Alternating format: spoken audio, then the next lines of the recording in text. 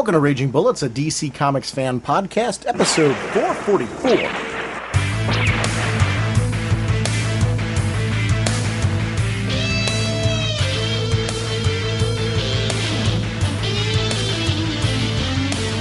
Welcome to Raging Bullets. I'm Sean Whalen, Dr. Norge, and I'm joined as always by my co-host Jim, the sensei of the Whatnot Segulin, the Duke of You Know, the elder statesman of the podcast, Segulin. How's it going, eh? I'm starting to get a lot of names. You are getting a lot of... You're kind of like our Clubber Lang. Speaking of bobbing and weaving, one of the things that we're going to be talking about on this episode is Grayson. We're going to be talking about Omega Men, Superman, Batman. We're going to talk about Superman, or Batman, Superman, I should say. I always flip-flop those two because of the old series. And, of course, Superman, Wonder Woman. Some great titles we're going to be talking about on this show. We are proud members of the Comics Podcast Network, the League of Comic Book Podcasts, and the InfiniteComics.com podcast partnership. Mr. Segulin, DCB Service and InStockTrades.com are our show sponsors. What is going on over at DCBService.com? Well, you know me. I love the bundles, and especially this month we're getting some great bundles. You know, we've got our standard, the new series, the returning series, 50% off, on the savings. We've got Looney Tune variant covers. Now, when I first saw that, I was like, Looney Tune variants? And I started looking at some of these things. Oh my God, some of these are awesome. Where you can order the full batch of all the Looney Tune variants, 45% off. But we've got some great Vertigo bundles as well. Vertigo's coming out with 4 new issues, brand new series, Jacked, Red Thorn, Slash and Burn, Unfollow. Issues 1, bundled together, 75% off. Regular price would be $15.96. DCBS price for 4 titles. You get it for $3.96. Outstanding. But that's not all. We do have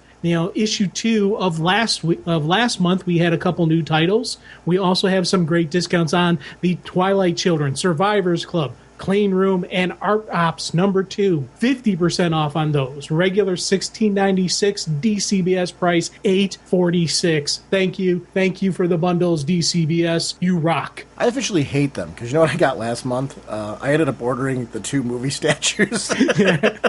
the Batman and Superman. Did you get them? Oh, yeah. They look too cool. And I was like, sitting there, I'm like, am I really going to do this? I'm like, oh, I kind of have to. They just look awesome. And I was just going to get the Batman, because I've got such a collection of Batman statues, but I'm like, then there's that Superman one, and they look like they're facing each other. Like, it'd be weird to have him facing nothing, right? I mean, that would look stupid. I agree with you. I had the same mindset, and I did the same thing. I didn't even need anybody to enable me. I enabled myself, which is just horrid. But that tells you the excitement of this year for movies that are coming out. So I'm really thrilled for that. Speaking of being thrilled, over at InStockTrades.com, this is like a killer week over there. They have their deals of the week, and there's a number of things I really want to get. The Suicide Squad trade paperback, Volume 1, Trial by Fire. This is the John Ostrander series, and this is the first 8 issues of that, plus Secret Origins is collected in this. It's 50% off, only $9.99. And I've read some Suicide Squad. I haven't read a ton of that. So for me, this is like a home run. I want to read this. But then next to it, on Deals of the Week, it's Sweet Tooth Deluxe Edition hardcover. Now, you know my love for Sweet Tooth. I'm like, I adore Sweet Tooth as a series, and to have the first 12 issues bundled in these great deluxe hardcovers, because they're really well put together. They feel like high-quality, substantial volumes. For a series that you love, like, if I was to recommend somebody a starting point on Sweet Tooth, like 50% off you for $14.99, you can get the first 12 issues of this series. That's a no-brainer for me. And then next to it's Wonder Woman. Hardcover Volume 7, War Torn. 50% off, only $12.49. So it's like a crazy week of that. But then for me, I'm a Disney fan. I'm a big Disney fanatic. I don't talk about it enough on the show. And they've got Walt Disney's... It's by IDW. And this is in the latest releases. It's Donald Duck's Complete Daily Newspapers, Volume 1, 30% off, only $27.99. I've read none of that stuff. So these collected newspaper ones, they've done them for DC a lot with the Batman and Superman dailies and Sunday strips, and I really like these volumes because this is material I've never read. So now that they're going to like Donald Duck and stuff like that, I want to read this stuff because I loved the old Flash Gordon newspaper strips, and I'm a big fan of classic newspaper strips. So having those, because those are things you can't get really digitally. So being able to have those in these volumes, I'm like, ooh, I need to have that. So this is a crazy tough week for me over at InStockTrades.com with new releases. It's going to be very easy for me to get to that free shipping. But that's InStockTrades.com. So I want to thank both of those sponsors for supporting our show. And on that note, Mr. Segulin, what kind of a podcast are we? Raging Bullets is a spoiler podcast. We go in-depth into plotline, story twists, and whatnot of the comics we're discussing on today's show. So, if you haven't read the books, you may want to come back later so you can better enjoy the show. Let's talk some comics. Come on, Skreel. Let's pay these Plutonian beam makers a visit. Well, our first discussion will be on Superman Wonder Woman number 20. The writer is Peter J. Tomasi, with pencils by Doug Mahnke, with inks by Jaime Mendoza and Sean Parsons. Colorist is Will Quintana. Letterer Rob Lay. The cover work by Paulo Siqueira, Siqueira, and Hi-Fi, with Terry and Rachel Dodson on the Bombshell variant cover. Andrew Marino as the assistant editor, Eddie Berganza group editor, and of course, Superman was created by Jerry Siegel and Joe Shuster by special arrangement with the Jerry Siegel family, and Wonder Woman was created by William Moulton Marston. I feel like there should be some, when you're doing that, the way you were doing it too and how excited you were getting, I felt like there should be some music gradually building in the background. I actually really like that. Yeah. I like that you were getting excited as you were like introducing the creators' names, because I thought that was just really cool.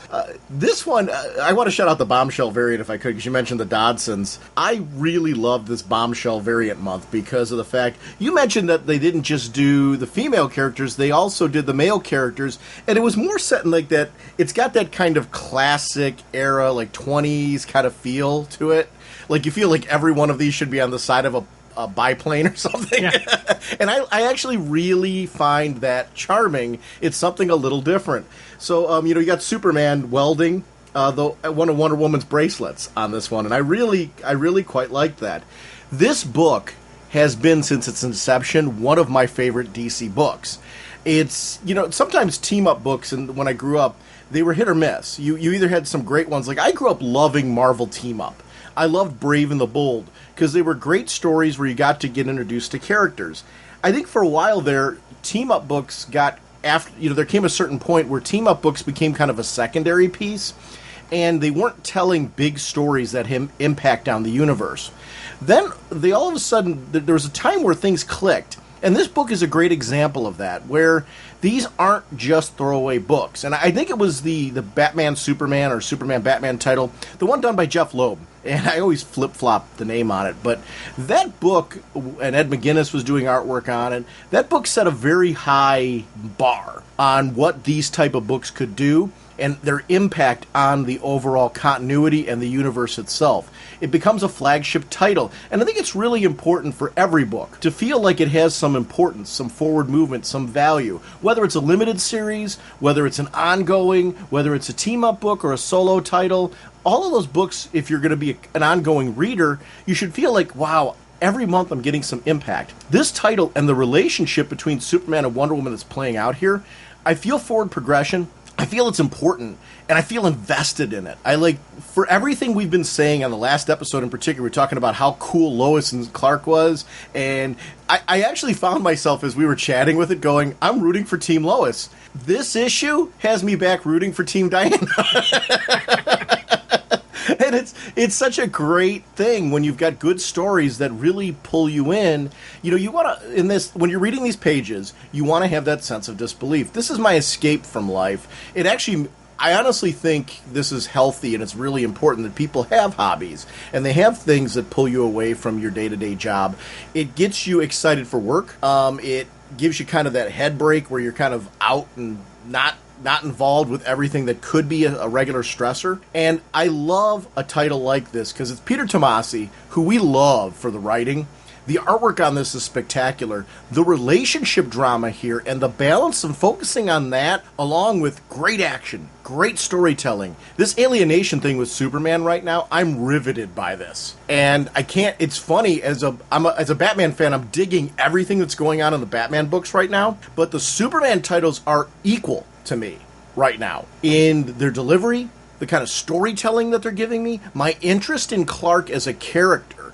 This is very much what Clark Kent would be like in this situation. And there's a reality to that. I like that he questions himself. I like that he questions choices that he's making.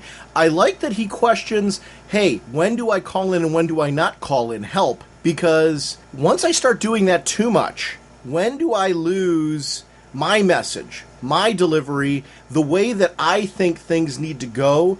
Superman as a concept and as a vision, as an inspiration is really important, and it's based on his actions and the way that he carries himself. Once he gives that up, once he lets somebody else take the driver's seat of that, that message gets lost, that direction gets lost, and he jumps from being your top-tier character to a secondary character. He's faced with that. He's faced with that harsh reality. Hey, I'm depowered right now, and I don't know how long that's going to last, if it's ever going to stop. There's a real power shift that could happen here, and if it does, do things start being delivered in a way that is different than the message I've always wanted to, my values. His values are really important to him. I love that he's fighting for that here as well as his life in general. There's something to that.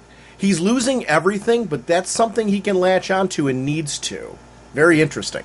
Oh, God, yeah. This whole alienation thing has really put the suit back on the main, on the upper tier for me. And I've always was enjoying it, but it was funny because I was always jumping to Batman first because all the really cool stuff that had been going on in the Bat universe with the Bat family. And I was like, man, and then Alienation came around and the Truth came around and all that stuff started coming through. And next thing I know, if I have a new issue of any of the Superman titles or a new issue of the Bat titles, I am always reaching for a Superman now. Even though Batman's still putting out some great stuff, this whole alienation story, this truth, this depowering, everything you're saying is, just one of those things that just pulling me back in.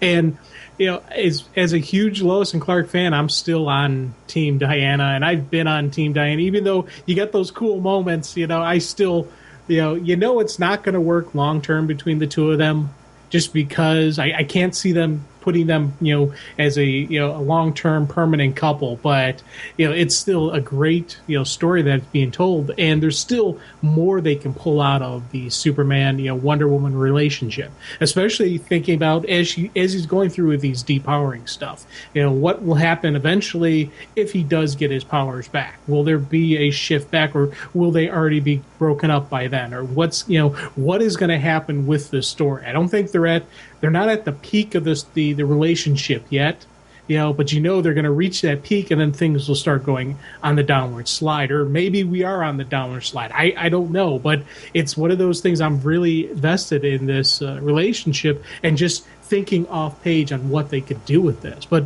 one quick comment I do have to make with this Bombshell variant cover, because I know you said some stuff, and I got to add my own 2 cents on this, just because we're seeing on the cover is Clark's welding her bracelet with the heat vision, but if you look at his feet, you'll see the crumbled pieces of the broken bracelet down there. Yeah. I think for me, that kind of stuff is a really cool attention to detail, that you're going to have the broken pieces sitting right down there on what he's repairing. And I thought that for me was, just looking at this was a really cool, just to put it on there. This is a variant cover, so it's not like it's, in the main book, but it's that type of detail, it's that type of stuff that I'm really enjoying from these Bombshell variants. And that's one of the reasons I'm glad I have this variant, and one of the things I'm glad, that when it comes out, I jump on these things just because of these little stuff like that. You mentioned something earlier that I think is interesting.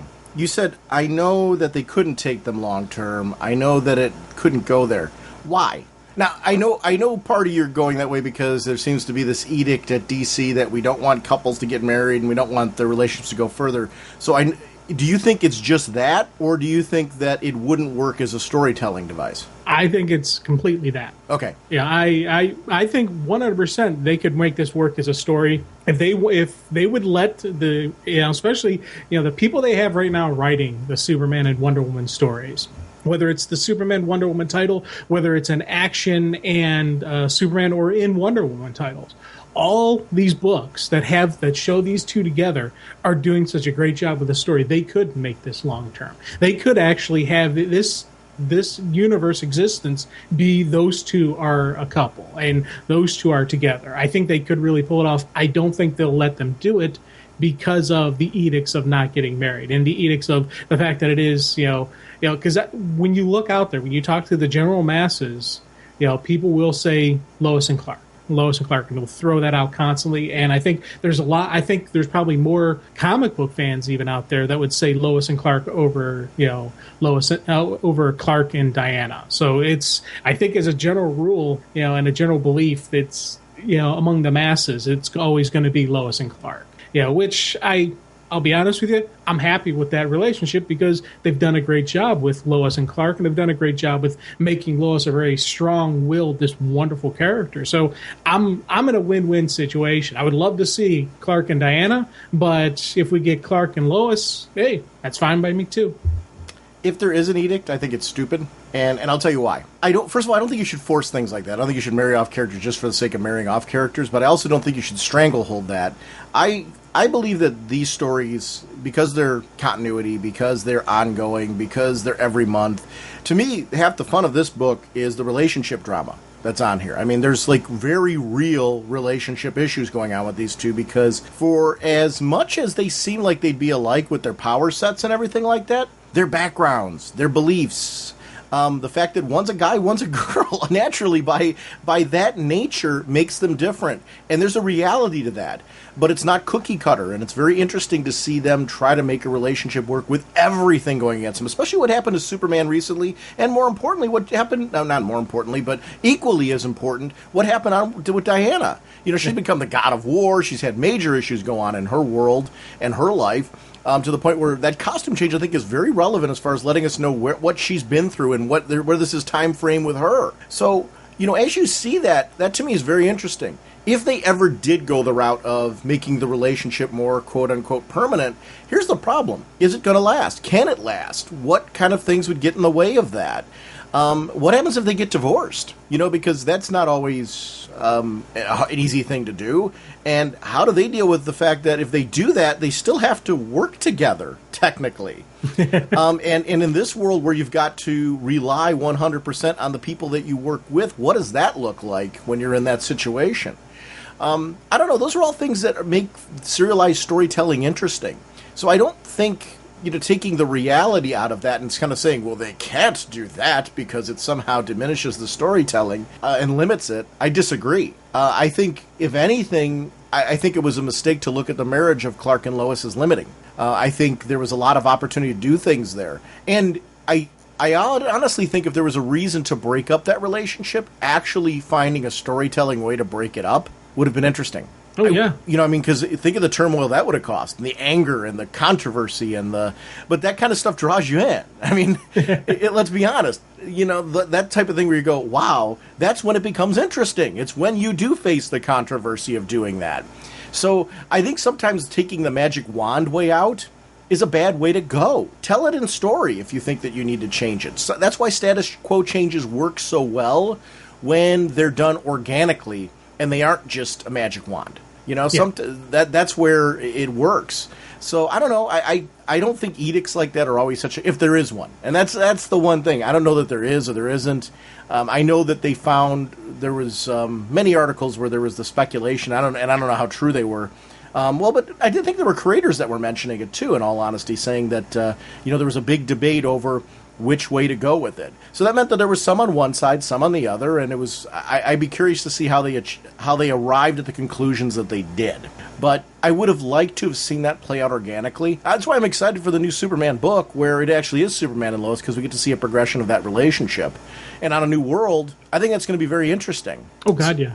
So back to this story and what I'm loving about it. I love when you see, Superman right now has had so much. I would not want to mess with this guy. I understand he doesn't have the same power set that he does before, but this guy's still leaping tall buildings in a single bound.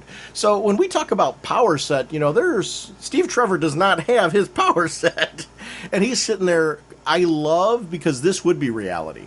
The people surrounding the president being that there's such a mass group. And it does show the reality of the presidency. It isn't just a one-man show, one-woman show.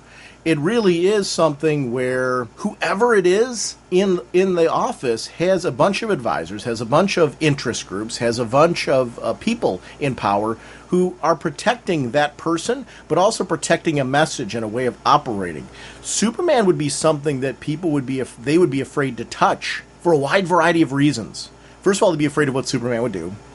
They'd be afraid, what happens if the president gets along with Superman? Is that good? Is that bad politically? It's one of those things where you look at that and kind of go, well, do I want to take a stance on this? Should I take a stance on this? What happens if I do? What if I make the wrong choice? Public approval goes along with that. But there's a danger factor to this guy as well that, I mean, with what you see from the opening page, that becomes a reality. So, you know, he's a political nightmare right now. I loved this issue and how it played out. I was so drawn into every panel. I was so into Superman's presentation, talking about who he is, his history, what he's done, how he's expressed himself and portrayed himself in a certain way through his actions, not just his words. I think there's something to that in the way that it plays out. This was one of those, you know, the debate you and I have, and I'm not going there for the purpose of, I'm really not going there for the purpose of, like, riling that up between you and me.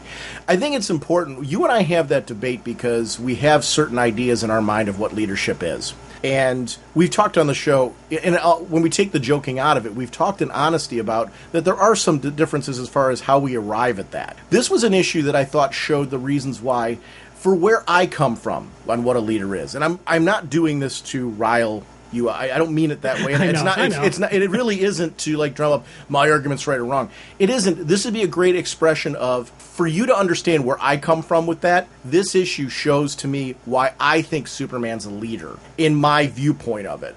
I would be curious to see how this falls into your viewpoint of it. Not from a debate of, you know, I'm trying to stick it to you, Jim. It's more of, I think this is where the debate gets interesting as far as, you know, I think we have some similarities in our viewpoint of it. I think we clearly have some differences, and that's where you and I kind of rattle each other's cages with this. This one, I actually wanted to hear your viewpoint of him and how you view this in your kind of scope of what a leader is, because I felt in my labeling of Superman as a leader, this totally is him in this issue. No, it's funny. Whenever we start this conversation, we always, whether it's you or me who are starting it, we always start the same thing. I'm not here to cause a fight. I love that. Well, no, it is more. It is also, though, sometimes I think when it looks like you're trying to shake somebody on the other side, it diminishes the point that you're making. And I think what's interesting about this is we really see Superman identifying himself here. And that's really the interesting part of this. So I guess taking the word leader out of it, how did you see Superman identifying himself? Because I thought this issue really, and it's funny that it's a team-up book. Right now, if I wanted to tell somebody's like, what's Superman like now? I wouldn't hesitate to hand him this issue and say, you know what, in this issue, you're going to get a vibe for who he is right now. I think this really is him identifying himself in a very strong way in the midst of everything that's been going on. I think this really, you know who he is from start to finish in this issue. It's why I really wanted to talk about this one. See, and this does show leadership qualities. I will completely agree with you that this shows those qualities in Clark that makes that make a good leader, and it's stuff that I would want in a person who is leading it. Whenever I say reluctant leader, I mean flat out just you do this, you do that type of deal where it's again it's looking at what the role of the leader is. This shows leadership qualities. This shows courage. This shows everything you would want, inspiration. This is all the type of stuff that you want in your leader right here, showing it and doing a great job showing who Clark is. He's got a great blend of anger, because you can see some great stuff with the anger and the rage in his face, but then you get the moments where he's not like it. You can tell he's not just yelling at them blindly or in a fit of rage. This is a controlled anger. This is a force behind his voice. He's not just saying, hey, I'm here to talk to the president. He's like, hey, I want to talk to him. And I love just how he's got that up front, and then as he's calmly putting the unconscious Secret Service, sitting them down on the couch, you can tell he didn't actually hurt them, knock them unconscious, but they'll recover fine. You can see him a little bit calmer, but then when he's right there back in Trevor's face, he's got that strong, forceful presence. His body's kind of like, he's not standing there saying, "Fear me, mortal," but he is saying, "Hey, dude, this is serious. This, let's end the games right now. Let's cut out these shell games. Let's lay our cards on the table." And I think that's some great stuff. Again, great stuff I would want in my leaders. Great stuff I would want, to see Superman doing. He's been pushed to an edge where where if he didn't have the qualities and the characteristics that he has, he could have gone, a lot weaker person mentally would have gone even farther than this. I think he's got a lot of justification in, just unleashing on the White House, unleashing on the government. They dug up his parents. They dug up, the graves of his parents, of his family friends, of Lana's parents, of everybody who had any association with him. They desecrated the bodies. Right there, that would send me over the edge. That would be the final piece to say, okay, you're afraid of me? Let me show you why you're afraid of me. But that's not Superman's style. That's not who he is. And that's something I really digged about these sequences. The other piece of the puzzle, a hothead, and there's plenty of them in the DC universe, but a hothead would come guns a-blazing in there. Here's why you can't. It's not just him in there. Lois, Jimmy, Lana, John Henry Irons. All these characters that are, associated with him, these friends of his, have been captured as well. He's got to be very careful what decisions he makes here, because he makes the wrong choice, the wrong move. It can cause an issue there as well. He's trying to secure their release. It's like, why are you doing this to them? I've shown you through my actions. Steve was a comrade in arms with him. They Forever Evil, the Argus and Steve, and they were all grouped together and fought. Well, actually, not Argus. Steve was with Justice League during that time. Take that back. Steve was a Justice League member, and they fought on the table. That's got to be really hard, staring across the table at somebody like, hey, dude, what we fought. And granted, our leagues were very different as far as especially at how they were funded and backed, but you should be on my side of the table, not that one. And there's something interesting to that. I loved the way the whole thing played out and the framing. All of the people in Superman's life, Perry White's there. This becomes a very interesting drama piece. It was funny. I was so focused on Superman, I should have seen Wonder Woman coming. Yeah. And when she came in, it so fits her. And she's trying to do the right thing, and in her mind, she is. And this enters into this couple's philosophical differences. This is really how their upbringing was different. Their way of handling things was different. Their sense of how to achieve truth is different. She's got a weapon that allows her to force the truth out of others. That doesn't fit Clark's philosophy. He could have come in guns a-blazing and done that here. He didn't do that. Instead, he chose another method. He was trying to find a common ground built on trust, not forced trust. There's a distinction, and she's forcing trust here. It's funny. It's going to be very clear very quickly. I think what she did is wrong.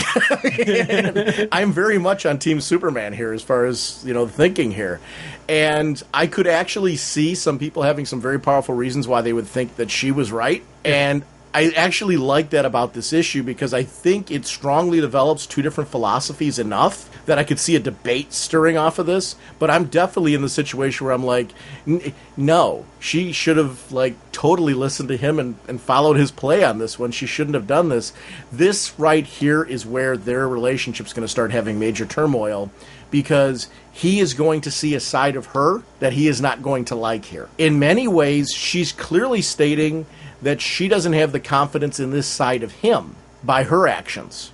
So it's a very interesting problem that's created here between the two of them because it does show a major chink in their armor. Yeah. Now, here's the thing I'm wondering is how much did he tell her of what his plan was? I don't know. Did he say, I'm going to the White House to talk to them? Or did he just, take off and, I got to handle this? Or what level of, communication did he have with her? I think that is going to be something that's going to be kind of telling, in also part of the relationship, because if he told her, hey, hang back, I'm going to do this, then definitely there's going to be. But if he didn't say anything, she could have a solid argument saying, why didn't you include me in your plans? If you had told me what you were doing, I wouldn't have done what I did. So that's something I'm kind of wondering how this is going to play out. Because, the thing I liked about these sequences, when you get to the stuff where Wonder Woman and in the holding cell and all that stuff, they're outlined in red, whereas the Superman panels are standard outlining with the black, and you start looking through the different people when they show Olsen, when they show Perry, Lois, and all that.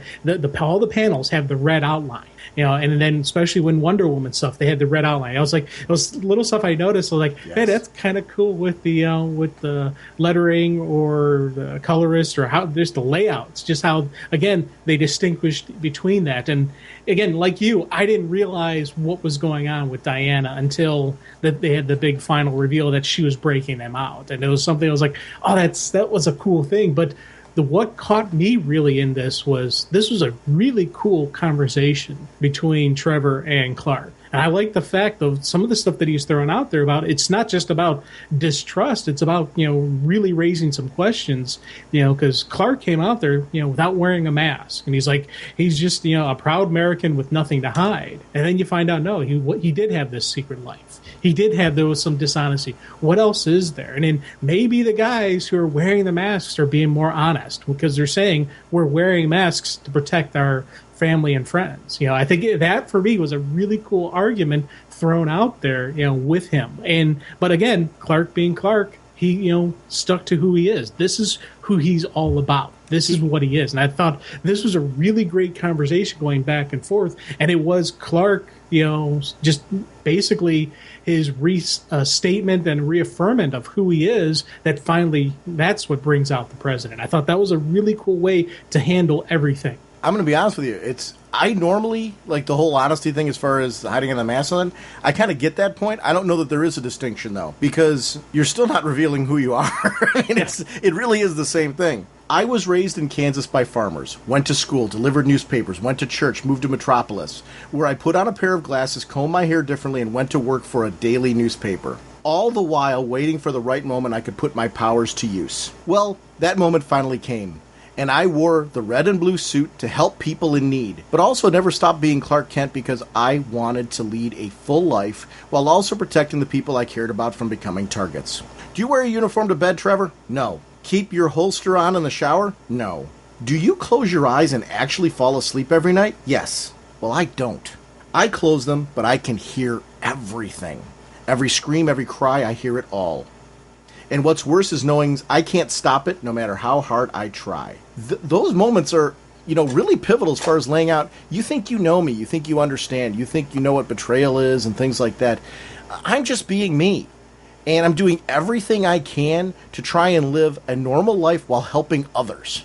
That at the core, in this issue, really identifies who I think Superman's always been as a character. If you go back to his inception, when people really started getting, you mentioned the dun-da-da, there came a point where that became Superman's identity. Like, when people look at Superman, they look at him as this universally good character.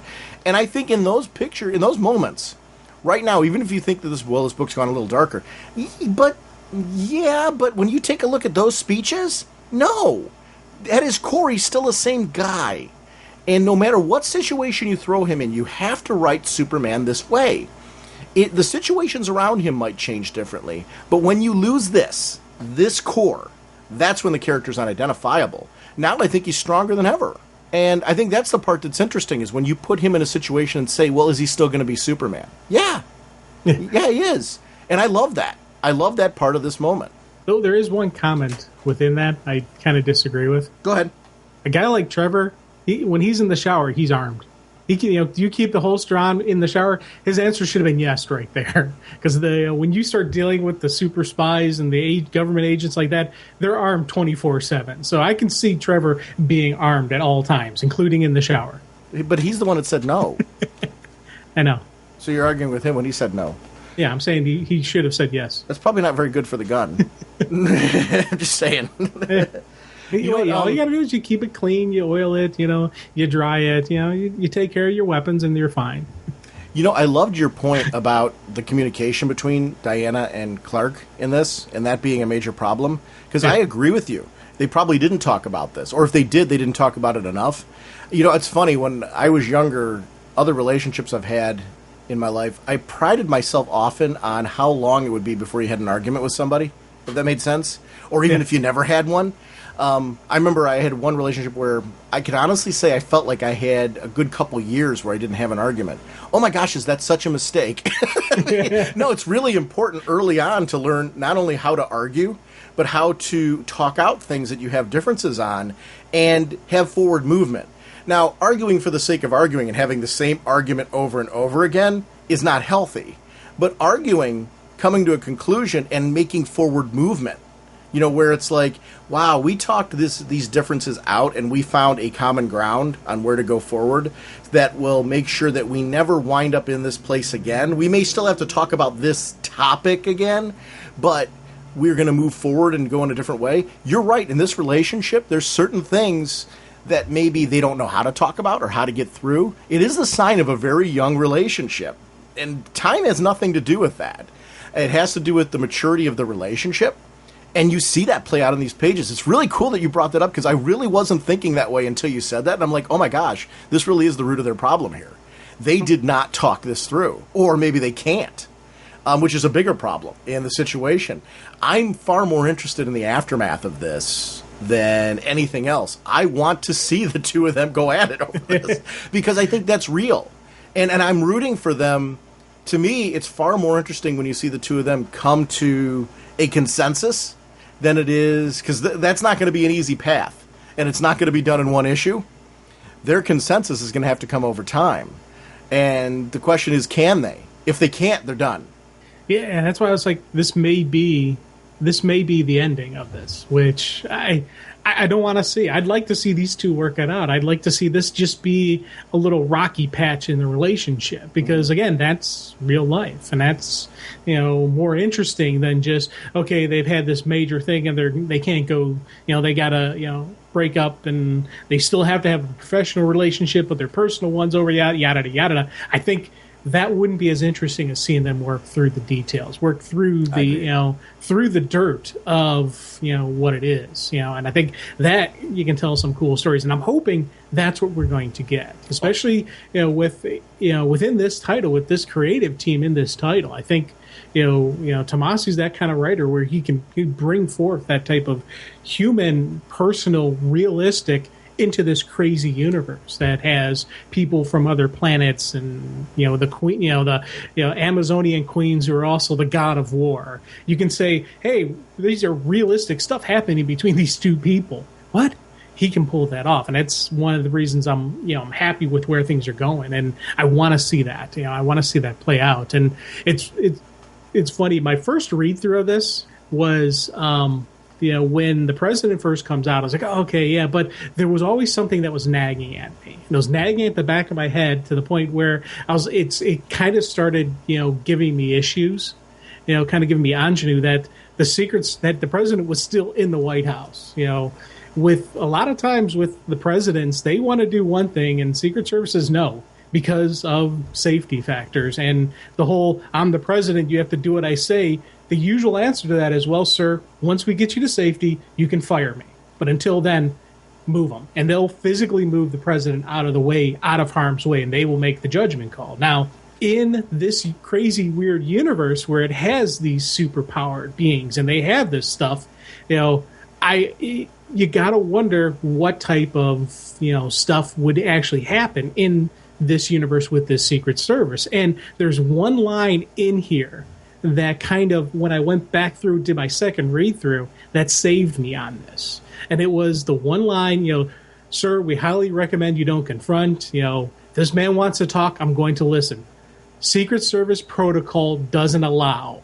And I love just that little line right there, Secret Service protocol. So somewhere in this universe, they created a protocol. They created some type of, you know, actual what to do if this situation happens. So our universe rules and protocols don't apply to this universe. I like the fact that it's thrown in there, and it could be very easily ignored and just flashed over. But I like the fact that there is something in that, and just again with this dealings with when you get the president in harm's way, Secret Service are the people who will jump in front of a path of a bullet and take a bullet for the president. That's a huge statement to say that you would jump blindly in front of a bullet, jump blindly in front of somebody and take a bullet. That's the mindset and that's the mentality that the Secret Service would have. And I like the fact that it is kind of addressed. There's something out there, some rules and protocols out there for a superhero contact. I will say one other thing. The timing's really good to change the name of this title to Superman v. Wonder Woman. With the movie coming out next year. Okay. I'm with you that I would like to see the relationship storyline develop where we see them gradually build towards mending fences if there's a way to do that. I also like, you talked about the lines of the president. I really liked this moment when Clark was walking with him. You're telling me, Mr. President, that I'm not being given the benefit of the doubt? The president I loved. Do you think I'd be standing here with you going against the advice of my entire cabinet if I wasn't giving you the benefit of the doubt, Superman? We have a scared and confused public who don't like it when their superheroes suddenly aren't who they say they are. No harm will come to any of your friends. They will be released once we've been able to get some questions answered. Superman's like, sooner rather than later. On my word, you have that, Superman. Let's head back. I loved that interplay and exchange between the two of them.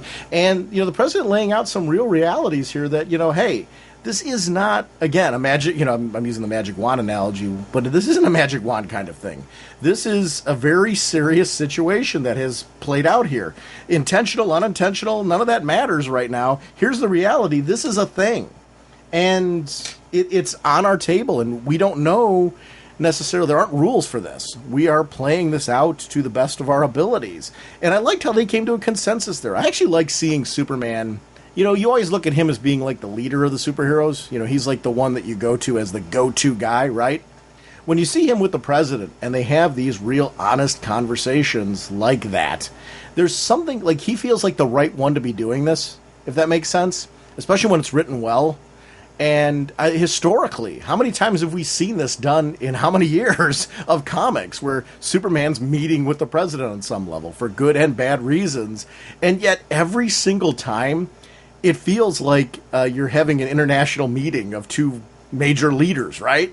They are the two figureheads necessarily, in this world that would be meeting to debate and talk about superhero issues relating to the universe. It's crazy how that somehow seems to feel like a natural thing in these books when you're kind of feeling realistic about it. They've portrayed a lot of real presidents in comics in a very unique way. Like there's been so many of them that have played out in different versions of comics. Plus, they've had the fake ones, like where Lex Luthor was president, and they've done an interesting way of bringing in a wide variety of both realistic and fake presidents into it. I actually like when they do this in comics. Oh, yeah. And it was funny, as I'm reading the president's line, I am hearing President Obama's voice, and I even catch myself sometimes because the president, will put the pauses, just his speech pattern. He's got a very distinctive speech pattern. We'll put in those pauses and those accents. And, sometimes when I'm reading this, I'll catch myself putting it in there, but I definitely hear his voice in my head. And I like the fact that he does, this is supposed to be President Obama, but they never say President Obama, and they've modified, just how he looks. So it's not an exact replica of his face. So there's some, leeway, but who it's supposed to be. And I like that. And especially, just the personal, just that, as I said, how Clark had that very forceful presence, but by the end, you see a calmer, just conversation between the two of them, which everything seems sunshine and lollipops until Parasite shows up, and I was like, oh, that's cool. Okay, what's going on now? And once again, this was a really neat sequence to have with Parasite fighting and then Diana questioning and overlapping the two stories. I thought, those, again, really great usage of just the duality of what is going on in this story. I want to talk about this page where you've got Jimmy Olsen, Perry White and Mr. Santiago.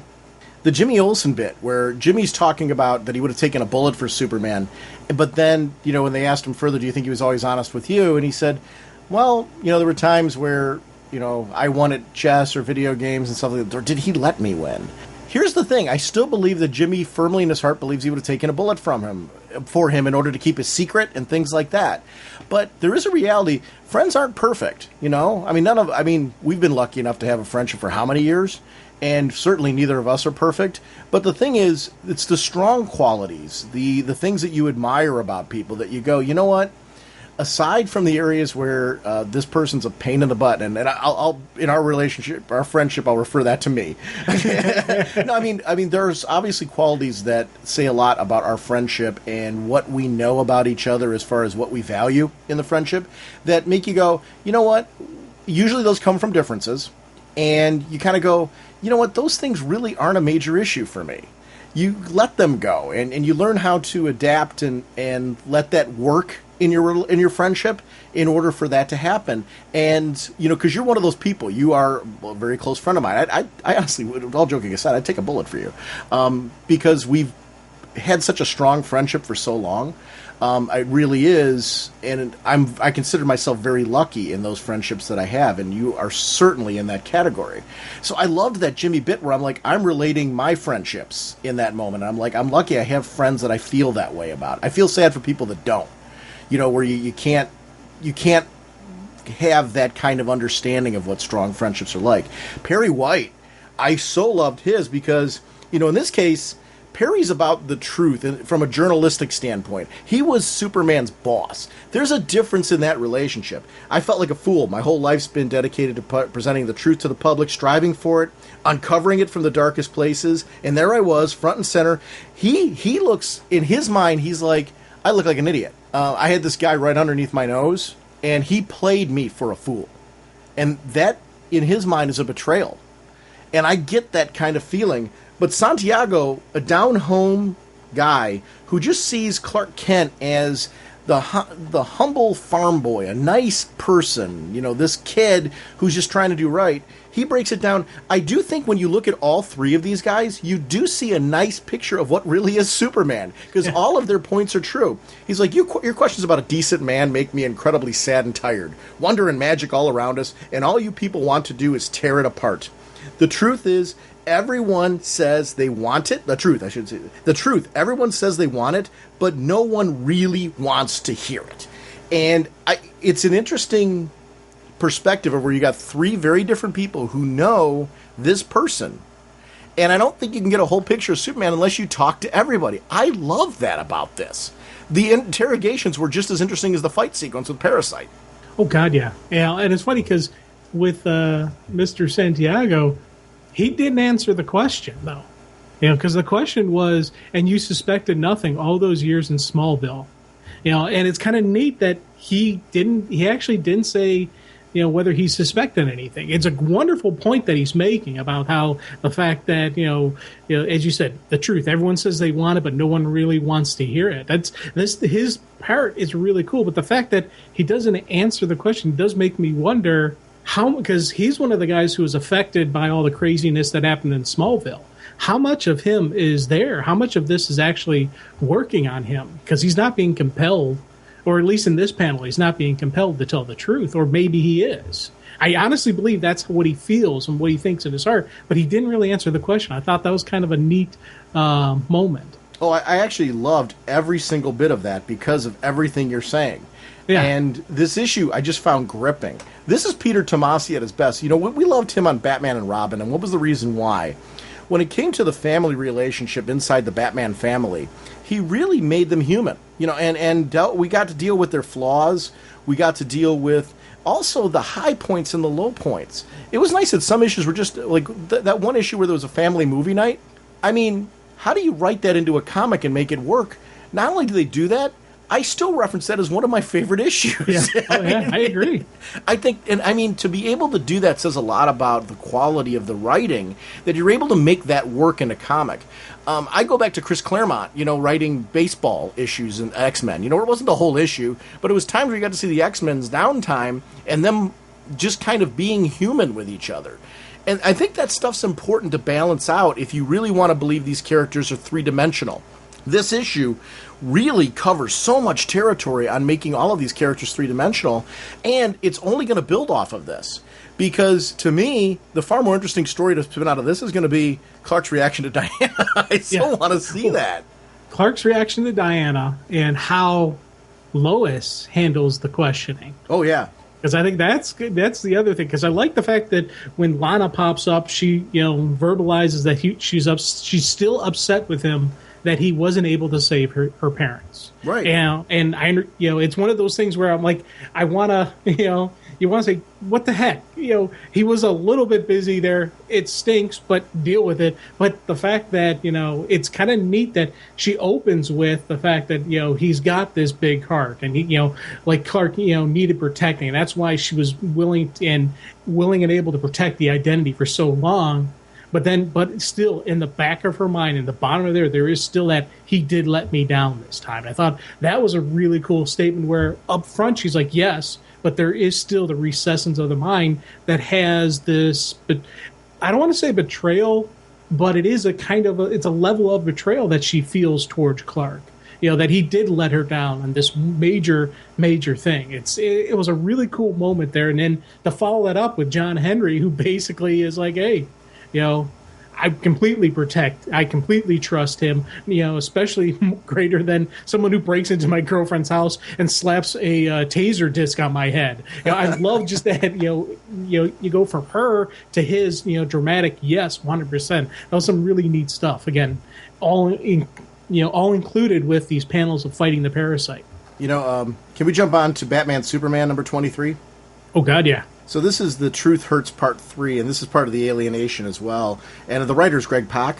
Art by Ardian Siaf. Vicente Fuentes. I'm so butchering names on this, so I apologize right away because I love this issue. Color by Beth Sotelo. Letters by Rob Lay. Cover Siaf, Fuentes, and Ulysses Areola. Bombshell variant cover by Des Taylor. Assistant editor Andrew Marino, and group editor Eddie Berganza. Batman, of course, created by Bob Kane. Superman created by Jerry Siegel and Joe Shuster by special arrangement with the Jerry Siegel family. And apologies again, because that was filled with tons of name butchery. Just as much as I was loving what was going on with the Wonder Woman Superman book, or Superman Wonder Woman book, Batman Superman has those same flavors that I'm loving, because seeing these characters, in this case we're dealing with a different Batman, dealing with a very different Superman. I mean, it is Clark still, but Clark's been through a lot since then. And this, again, is a story of philosophies. You've got Jim Gordon, who's really trying to figure out who he is as Batman and how his philosophy as a long-term police officer fits into all that. And he's torn by the fact that he had a long-standing relationship with Batman that made him he was taking one path as far as what he felt was right and wrong, and he had to bend that path and really guide it in a different direction, because in the end he felt like what Batman was doing was worth it. There was a code to all of it. So he's got all of that jumbled in his being as he's now taken on the mantle of Batman, and he's being overseen by a corporation. In this case, now we got Superman, who again is the same guy we've seen going through all these other things, but he's also striving to still make his mark and do it the way that he is true to his code of conduct. This is the issue where he really has some interesting debate about who should I call somebody in? Should I not call somebody in? What is the danger of calling them in? What does that mean for my message, or the way that we even handle this situation? Knowing what's going on down below. From initial end, they want to basically come in and start attacking and taking this whole thing down because this is a threat. This is a terrorist threat by many on the outside. In Superman's case, he's seeing that that's not the whole story as he's interacting with people. And that's because Superman at his best is when you see him get down to the ground level. We talked about that Blue Beetle issue, right? Back when Jaime and Superman were interacting. And we got to see Superman be like somebody that he could really have a conversation with, but yet you see how he looks up to Superman. It's always interesting to see the flip side where you see Superman interacting with people and him relating to who they are as a person. We've got a former inmate who Superman was interacting with in this issue who's basically saying, you don't understand, this is a whole new life for me. I don't want to go back. this is a chance for me to be a part of a new society. And in her mind, she's like, I'm not hurting anybody being here. I'm just trying to live. It's hard to not feel sympathy as you're looking through this, which is interesting for me because normally I'm like, well, but you did the crime, now you got to do the time. But I'm looking at part of our prison system should be rehabilitating people. In many ways, this situation is rehabilitating this person. You know what I mean? Oh, yeah. Very odd. It's an interesting debate. So I love that the fact that this is making me think on very different levels. What a well-written book this is. Oh, God, yeah. And, especially with I loved a lot of Clark's inner dialogue and his inner doubt. And there's a couple times when he had to motivate himself. He's like, I can do this. I have to do this. But just how do I do it? And I like the fact that he's improvising, adapting, overcoming. He's got to bob and weave a little bit. And even a couple times when he said, I got lucky there. Okay, woof. And even it calls himself out as saying, stupid there. Don't do that.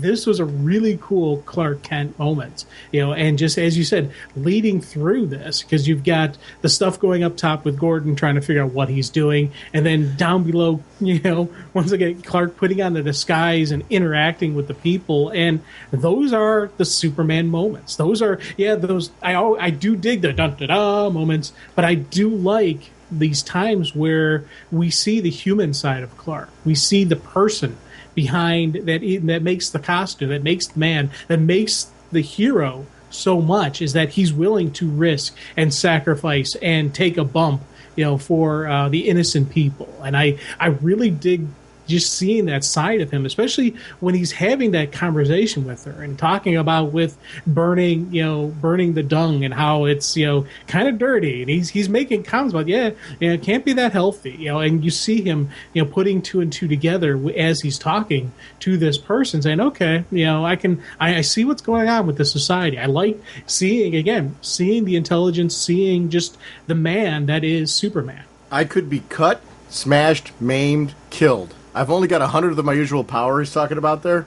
Here I am, riding a monster through 1,000,000 tons of collapsing tunnel, pretty much guaranteeing at least 2 of the 3 of the above will happen in the next few. I love those moments. And what I love just as much is the dialogue between him and Gordon. Kent!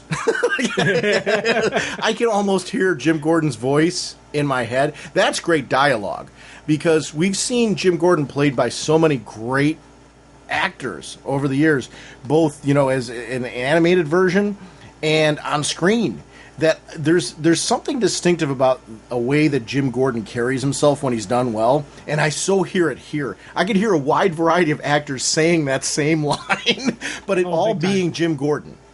I agree completely with you. And with that dialogue, I did like the moment when Clark does call him out on he's like, Kent, you're going to start a war, says the idiot who started the war. And see, that's the building of a relationship. See, this is the funny part. For as much as I want Bruce back, I think what's helping me right now is that Bruce actually is back. So, I'm very content to just enjoy the ride of Jim Gordon being Batman right now, because Bruce is... That's the brilliance of what they've done here. They've freed me to kind of just enjoy this. Yeah. and I am embracing every moment of this. More Batman, please, because I love Jim Gordon in this role. Well, you said it earlier when talking about the Wonder Woman Superman relationship. You need to have those arguments. You need to have that turmoil. And this right here, this friendship that's growing, this right here is, these are going to be the moments that are going to really help define, the Superman-Batman friendship and their relationship, and they're working together. You're going to start seeing these two getting a better understanding of each other, especially, the fact that, Gordon saw Superman dive, down into that, underground, riding that giant monster when he could very easily get crushed. And he saw just the immediate reaction, the immediate fight for sacrifice, just the fact that, Clark's willing to lay it all on the line for the innocent people. I think this storyline is going to be one of those moments where you get a kind of a respect really developing between the two of them, especially seeing Gordon seeking out Lois Lane, the person who probably knows Superman, the best, trying to get her take on what's going on, try to find out some stuff from her. I thought those are some really cool moments. My favorite page. Stupid, so stupid. One misplaced toe and I could actually die. I could call Diana. Anyone on the Justice League. Hell, even this new Batman. I'm Superman. I reach out, turn the other cheek, play well with others. And now I'm too weak for this mission, aren't I? Who the hell am I to say no to help? Who the hell am I?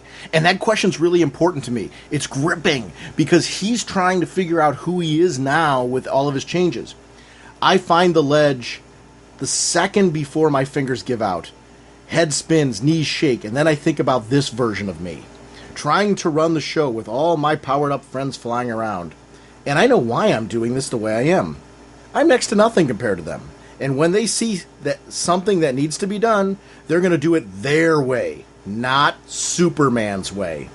I don't know if it's arrogance or this crazy adrenaline surge making my heart pound, but I still think there are some jobs only Superman can handle.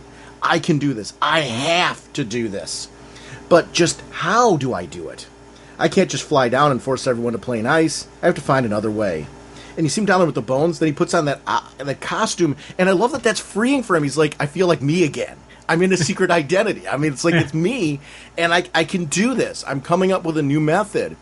And I love that he's relating to what he learned from Batman over the years into this. He's like, I get kind of, I'm like, Bruce would be smiling about this. I get where this is. This whole dynamic worked, but that page, every moment of that page made me feel like I was connecting with him as a character, made him feel human and real in those moments. That's important for me as a reader. When I'm reading these books, it's escapist fiction. You want to be pulled out of reality in those moments. It's pages like that lend that to me. It makes them three-dimensional. Great writing there.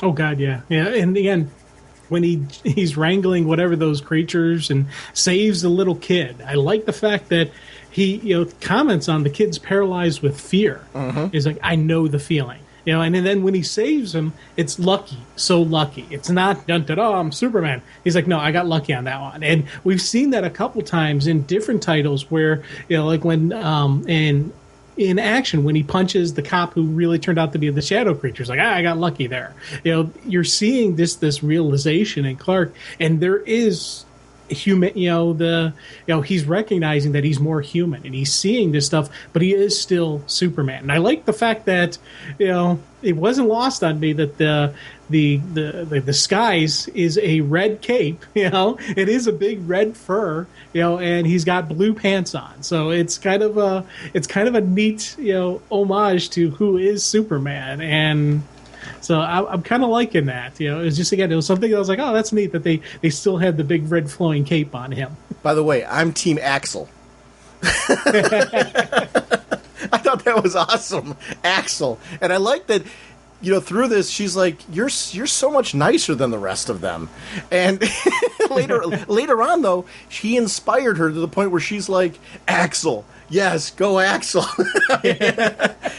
Flipping the channel a little bit and talking about Gordon and Lois Lane. What is going on? The past few months, Lois Lane has become one of my favorite characters to read.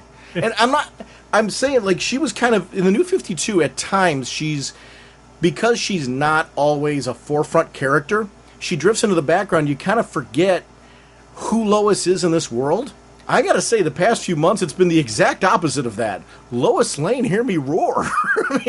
And they've really been doing a great job of writing her. The sequence with her with Gordon, where she's talking about Clark Kent and how, you understand, Clark Kent will always do the right thing. Of course, his definition of the right thing and yours and mine may differ. I love that debate because it talks about a strength of character, but also says that it actually speaks and connects in many ways to what's happening in Superman, Wonder Woman, and what's happening here, what's happening in his own titles, what will eventually happen in Justice League when we see that. I want to see this Superman on Justice League in the worst way.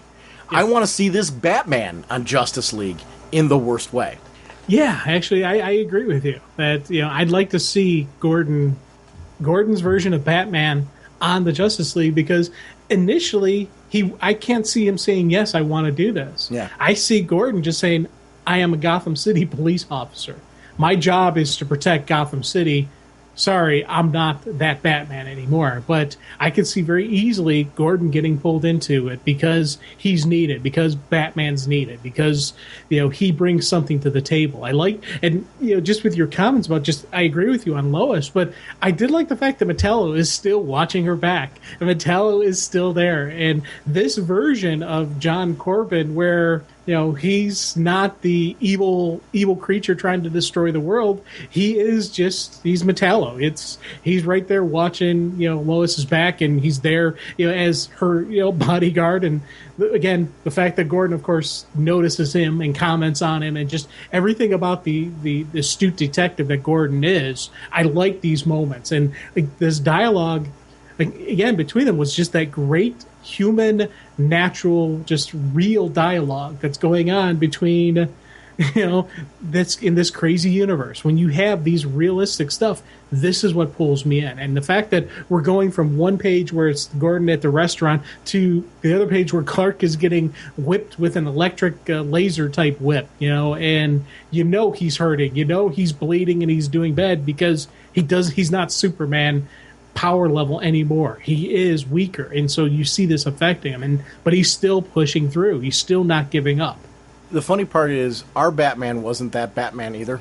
Batman was never one that really wanted to join the Justice League. He had to join the Justice League in many ways. There was things that pulled him into the situation, but then he found that he was needed and he had a role in this. This situation with Superman and Gordon is a great example of how Gordon gets pulled into things just like Superman does, that maybe they wouldn't necessarily want to. And it's very interesting to see that. Clark's almost going native here as it's going underground. With the whole, him understanding their philosophy. It's going to be very interesting. I love that this is ending with Aquaman being a part of this. Do you think Aquaman's on their side, or do you think Aquaman's infiltrating? Here's the thing. With Aquaman dealing with this other... these other Atlanteans that we've seen in his title, I'm wondering if these people are connected to those other Atlanteans. And maybe he's going to be able to give these people another place to live. Because the main thing motivating the subterranean people are the fact that when Clark previously interacted with the people, he took away their energy spheres, which were in reality eggs that had little children in it. And so Clark being Clark, he's like, I'm going to protect these children, but that was their main power source. So now they're trying to find another power source. And maybe Arthur can, do something about this. Maybe Arthur can actually give them another way, or we're going to see, Aquaman versus this Superman, or we're going to see a team up of Superman and Aquaman versus the Subterraneans.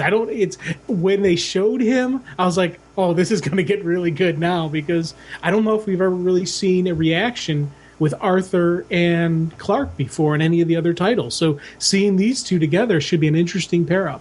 Yeah, I think only in Justice League, right? Well, but I'm talking a depowered Superman. Oh, yeah. Completely no. I don't remember ever seeing them interact, before. So this is going to be kind of interesting to see these two deal with each other.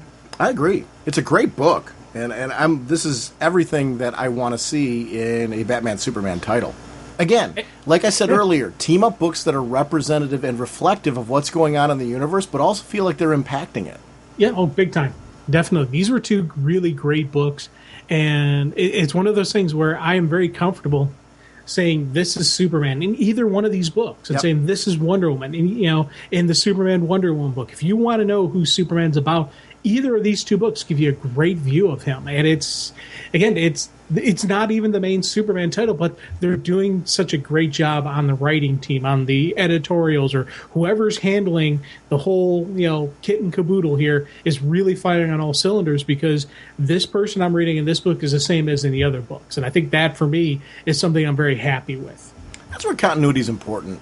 I love long-term continuity, don't get me wrong, and I love when everything feels like it's tied up in a nice, clean bow, and I think they've done that with the way they handle Flashpoint, and then, some of the most recent events, like Convergence, clarified even further the connecting threads between this universe and the previous one, which I think is really important, because I want to feel like the stories that I've read have mattered, and I think they did that in a nice way that's inviting for everybody.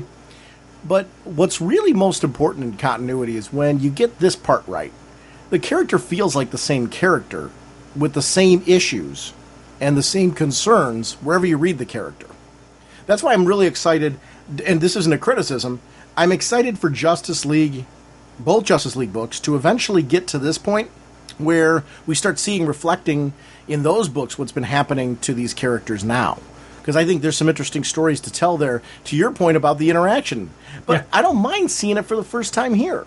No, this is a cool spot for it. And I know we're going to eventually get this Superman interacting and dealing with the current, whoever is going to be the current Justice League.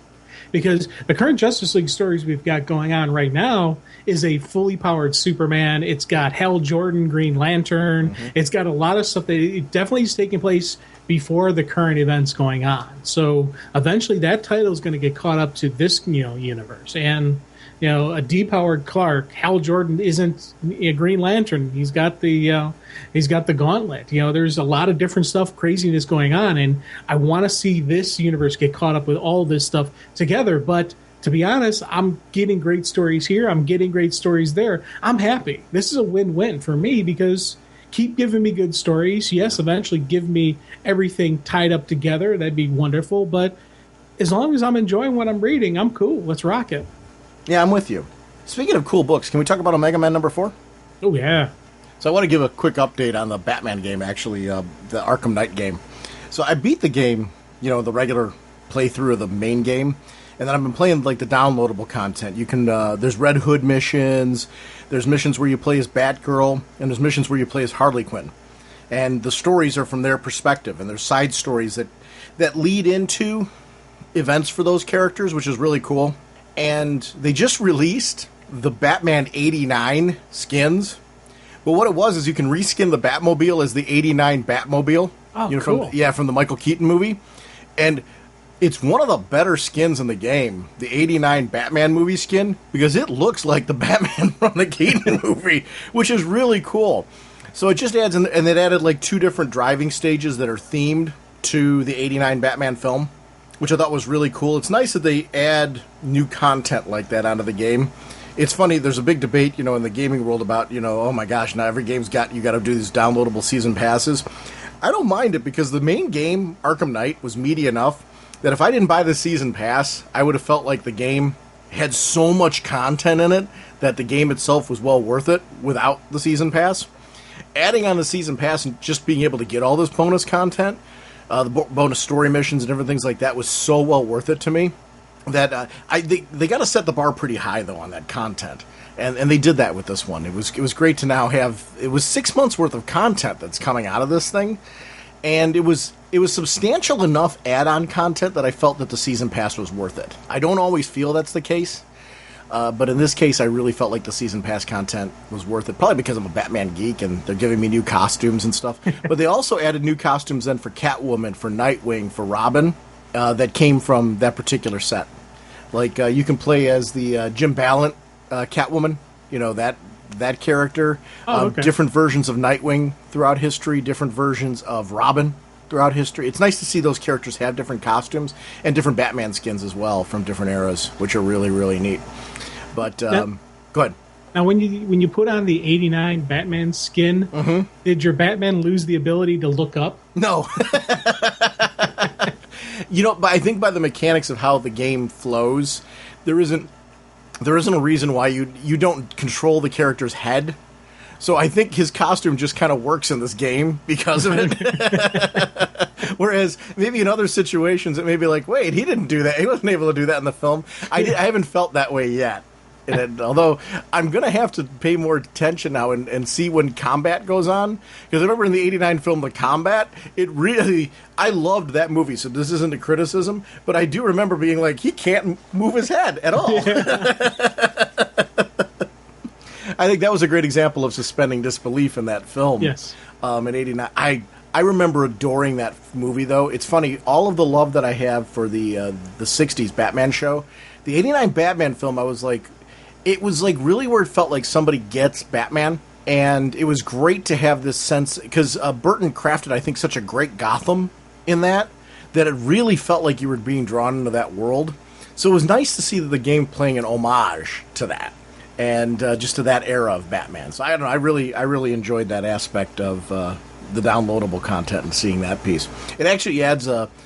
I haven't used it that much, but I've started using it more. There's a photo snapshot mode in the game, and I'm starting to use it a little bit more because they improved it with this download, too. Wait, Batman can take selfies? Yeah, it's not like selfie stick. No, yeah, it's because it kind of takes the selfie aspect out of it because you're taking the pictures, so... Okay. Yeah, that would confuse things a bit if Batman's pulling out a selfie stick. A bat selfie. Yeah. It's funny, but it's a cool game. It's really a cool game, and I'm really digging the add-on content too. So I just wanted to shout it out real quick. Anyway, let's talk Omega Men. Oh, yeah. Our next discussion's on Omega Men number 4. The writer is Tom King. Guest artist Toby Cypress with colorist Romelu Fajardo Jr. So it's Fajardo Jr. Letterer is Pat Brousseau with cover by Trevor Hutchinson. Assistant editor is Amadeo Turturro with Andy Khouri and Brian Cunningham as editors.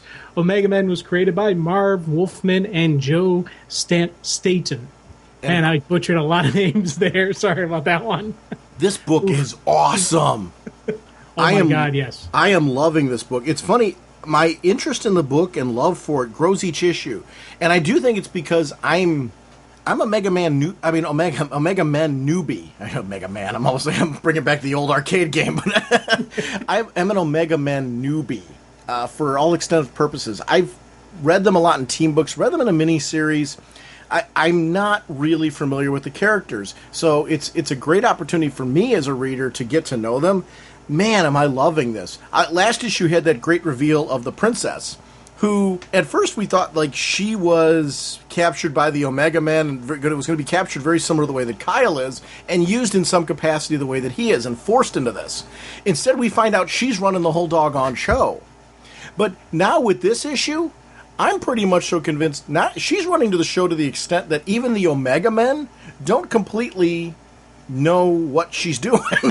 Yeah. And I like that. She's added a whole new twist in this whole thing. She's developing a relationship with Kyle and manipulating him to the point where she's trying to bring him on board Team Omega Men. And I'm not convinced whether that's good or bad with what they want him to do. You know what? Here's the thing. I agree completely with you. I love this princess. Love the fact that she's the leader of Omega Men. Completely didn't see the swerve coming. Mm-hmm. And the way they're laying this out, the way she's playing him, and just feeding on his emotion, just feeding on his need to be the hero, and just catering to his ego, but not even just catering to the ego. It's one of those things where it's a beautiful manipulation she's doing, and where she's just playing a masterful game, just with getting him to completely open up to her and trust her, and pull her in, and he's going to be the protector, the champion. But something in the back of my head is just telling me Kyle is playing her. I love that if that's the case. I'm part of me is just I can't there's no real moments in this book that I can say because he said it this way or because of this he's playing. It's just there's something in my head is getting, because especially we know how Tom King writes. He's one of those great writers where he could throw in swerves like that, and he could throw in stuff like that. I didn't see the swerve of her coming. That was beautiful the way they did it, and the way he's writing her to just completely play Kyle and get him going, and you can see him completely coming on board just the way she's playing it. But there's something in the back of my head that says, you know what? He may be setting us up for another swerve. There may be another swerve coming, and part of me is wondering. I think you're right. There's multiple swerves coming. I don't know that I'm with you in that I feel that that's the swerve coming. I think at some point in time, Kyle's going to discover her true nature and have a reaction to that. I don't see him swerving her right now, though. But that being said, if you're right on that one, I'd be very happy with that. I think it all works. It's interesting. What I liked about Kyle in this one is the depth of storytelling into his past. And also, it gave us some clarification. How did he wind up in this place? I like that this was a political move. He was there as a representative of the Green Lanterns. He gave up his ring. And because of that put him in a position where he was vulnerable. It really was the fact that he did not want to violate treaties and things like that, and wanted to, extend an olive branch. and be that guy to do that, which is very Kyle in the situation. But let him having a bomb in his neck. So I don't know. It's interesting to see how this is happening. I do agree with you in the sense that Kyle is very intelligent. So I don't think your scenario that you laid out is one that would be off the table. I don't know that it's entirely true, though, because she's pretty good at what she does. I think the real issue here is how big of a swerve does she have going? Oh, well, yeah, there definitely could be even more. Just the level of what she may be playing the Omega Man.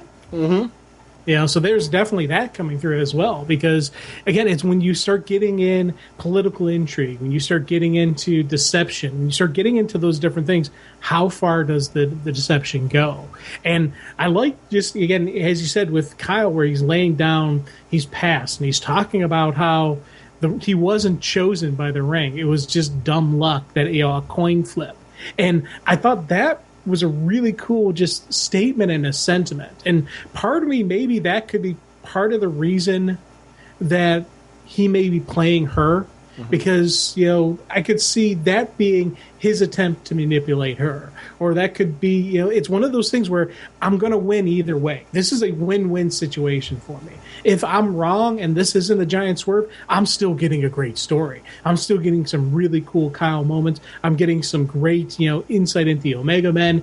And this princess is written wonderfully. So this is a win-win for me. And I think that's, again, 4 issues in, I'm thinking off page. 4 issues in, I'm thinking beyond just what I'm seeing, especially not just with Kyle, the person I know, but I'm thinking of the other Omega Men. How are they playing the princess? Are they actually really following her orders? Is she really the leader?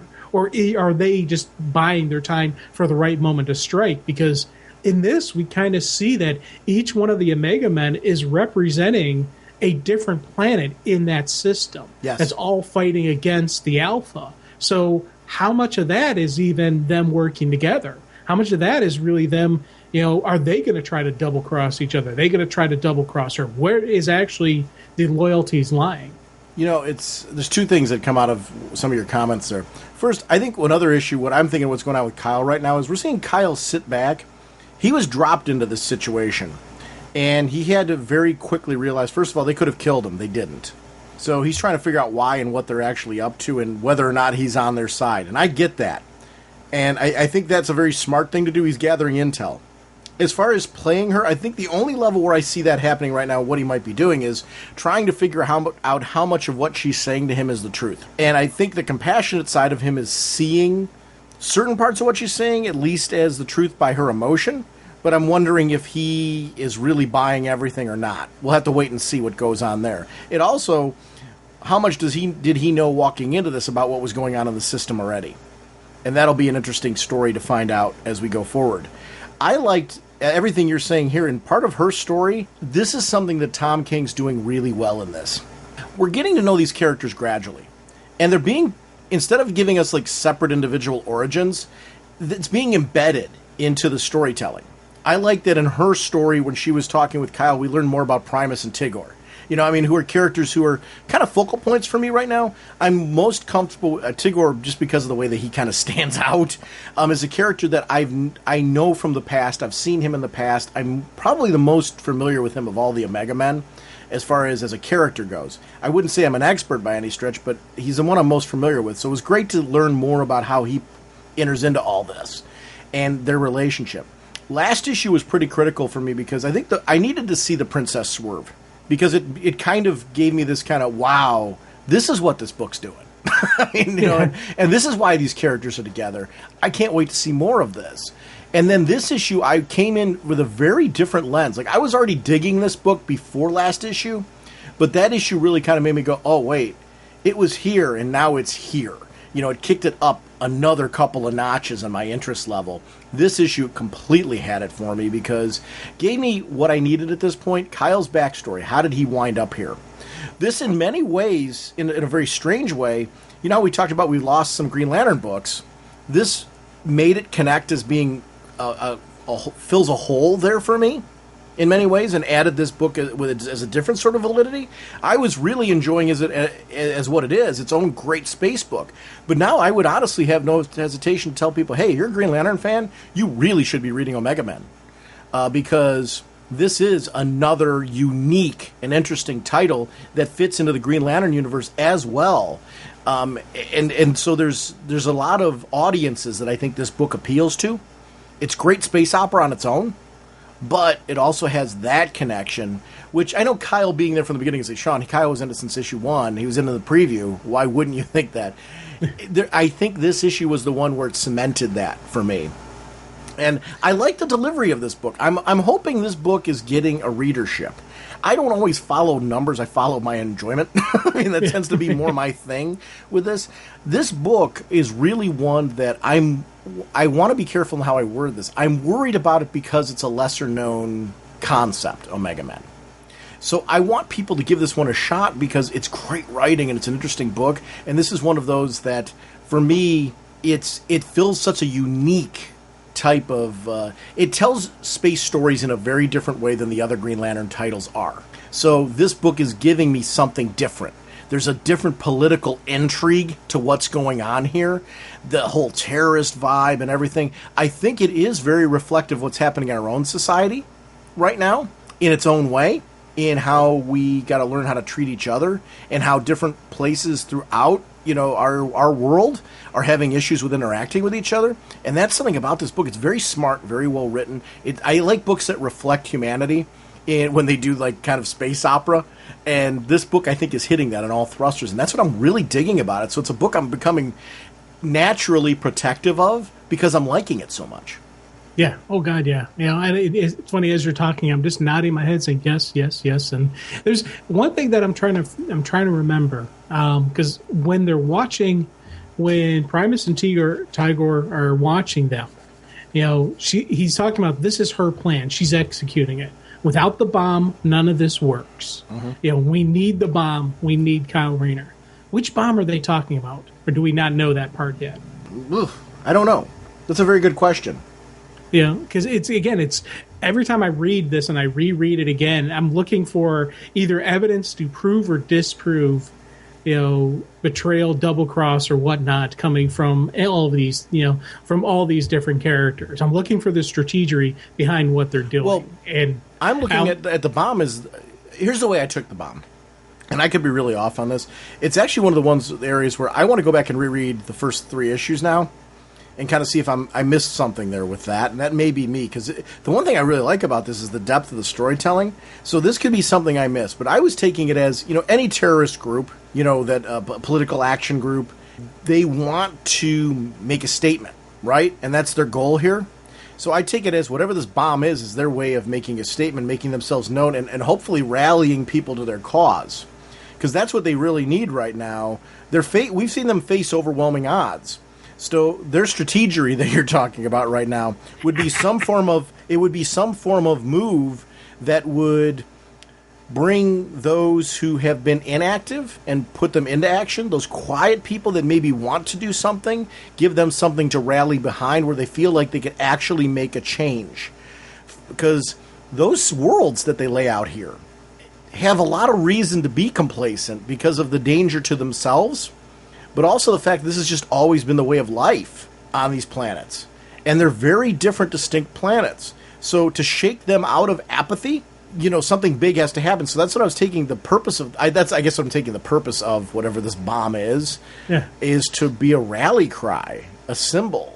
And I could be way off on that, but that's where that's where I, as a reader, kind of like what you're doing with Kyle, as far as looking, I see a swerve coming or things like that. I'm enjoying the fact that as I'm reading this story, I'm trying to figure things out along the way. And I do think because it's such a new concept for me, I'm spending a lot more time thinking about this book and trying to figure it out because it's new. It really is new to me and it's fresh. And I like that. I actually find that refreshing because I've got my characters that I'm comfortable with and familiar with that I've known and loved forever, and I get their concepts, and that's great. This one I don't. I'm becoming more and more invested in as I go along. It is one of the reasons why I'm protective and fearful for it, though, too, because I do think this is a great journey. And I think readers, and I would recommend people do this, if you haven't gotten to issue 4 of Omega Men and you stopped at some point, I would really suggest that you give this book the 4 issues. Because by now I'm firmly invested in this title.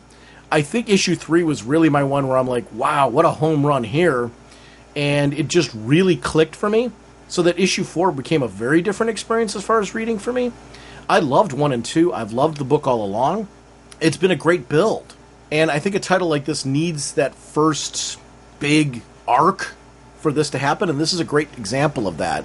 So I'm hoping people do that. I would actually, if you're a listener and you're reading Omega Men right now and you're enjoying this book and you've gotten as far as we have in it and you're enjoying this book, I would love if you call in.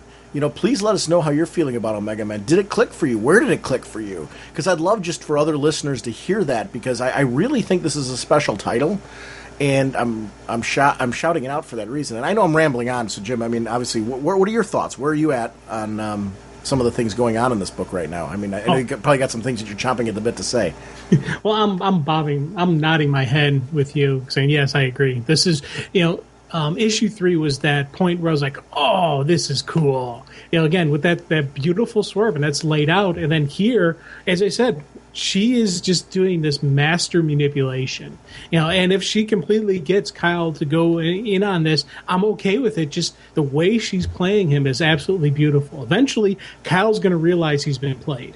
If he doesn't know it already, he's eventually going to realize that. And that's when things are really going to get turned up, because as you said, there's a lot of levels of what can happen here, and I really started thinking off page, with this issue, with the 3, but especially this issue, I really started thinking beyond just what I'm getting here, and I think that's for me.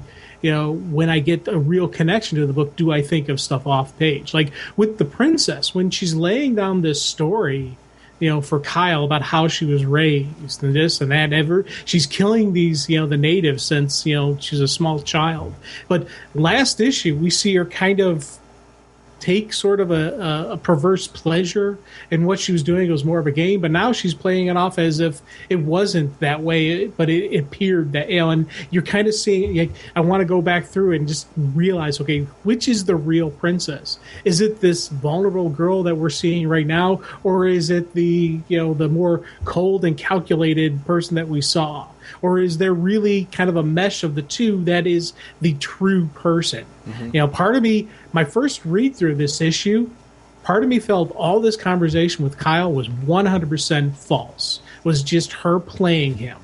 But again, as you read through multiple times, you start thinking, maybe part of this, it's a little bit of column A, a little bit of column B. Maybe yes. some of these vulnerabilities in her are real, and that's why she's so believable. And I think that's kind of a thing where I go from thinking she's 100% manipulation to thinking maybe she's actually not. That to me is a great writing and a great story that it can turn me just through just rereading what I read before. Well, what's the easiest way to pull at somebody's heartstrings? With the truth.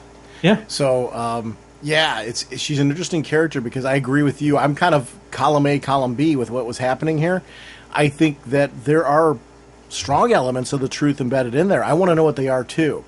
I find her fascinating. Like, she's a great character. Like, I want to know more about her. Last issue cemented that for me. Like, she is my latch-on character now. I want to know more about what she's up to. I want to know if she's good, bad, in the middle. I don't know that I'm in the end, it may be a lot more complicated than that with her. And I find that interesting as well. So it is one of the reasons why I'm becoming protective about this book. It's like, no, I want to see this whole thing play out. I mean, this needs to play out. So there's something about a story when you start hitting that point where you're like, I've always liked it. The first 2 issues, I really liked it. Issue 3, I adored it. And I don't think you can get there in a first issue a lot of times, especially when it's a newer concept. You have to gradually go along in the journey. And I think playing this out in issue 1 would have been a huge mistake. Oh, yeah. Because it wouldn't have emotionally mattered. You needed to get to know the other characters, put Kyle in his spot, and then kind of drop this on us and go, hey. So the pacing's phenomenal in this title. The really good choices are being made here in delivery. Because you can't deliver those things early on and make them matter. They did matter by issue 3, and now issue 4, seeing her we had Kyle laid out, then we had her laid out, and now we put them together, and it's like, all right, now I want to see what happens. Yeah. There's a lot more story to be told here that I can't wait to see what happens. Here's the thing. He's starting to care about her. I don't think that's a throwaway. I also don't think that's totally him kind of manipulating the situation. He's got feelings for Carol that are very deep, too. It makes this story far more interesting because Primus cares about her. How does Primus feel about Kyle if Kyle's starting to care about her? What happens if she starts really having feelings for Kyle? Yeah, see, Kyle is the artist. In his heart of hearts, he is an artist. So he has that. He wears his heart on his sleeve. He's very emotional, very passionate. So there's it's that's part of the thing where I was like wondering how much of this is Kyle really Kyle? How much of this is him manipulating? How much of it is him being manipulated?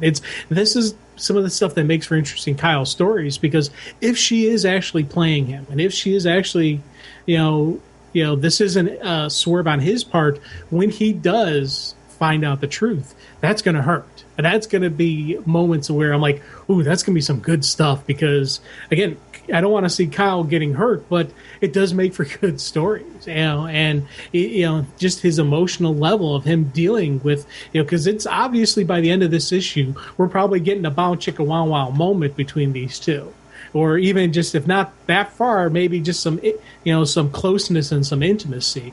But it's kind of wondering what's going to happen next. What's going to happen when the truth is revealed? What's going to happen with Primus? Because even when they're watching, when Primus and Tigger are watching, he's like, "Hey, bud, do you want to watch this?" Did you say Tigger?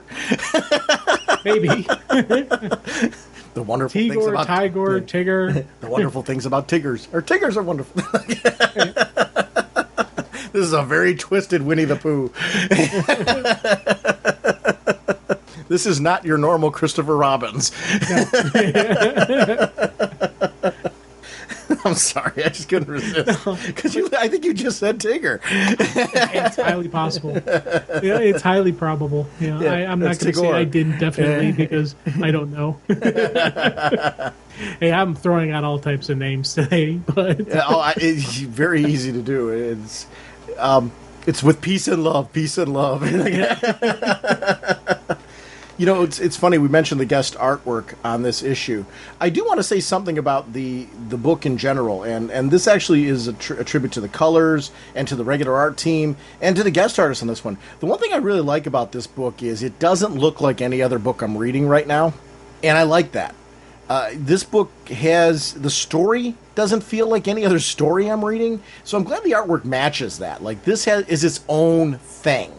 I like that. To me, comics are an art form.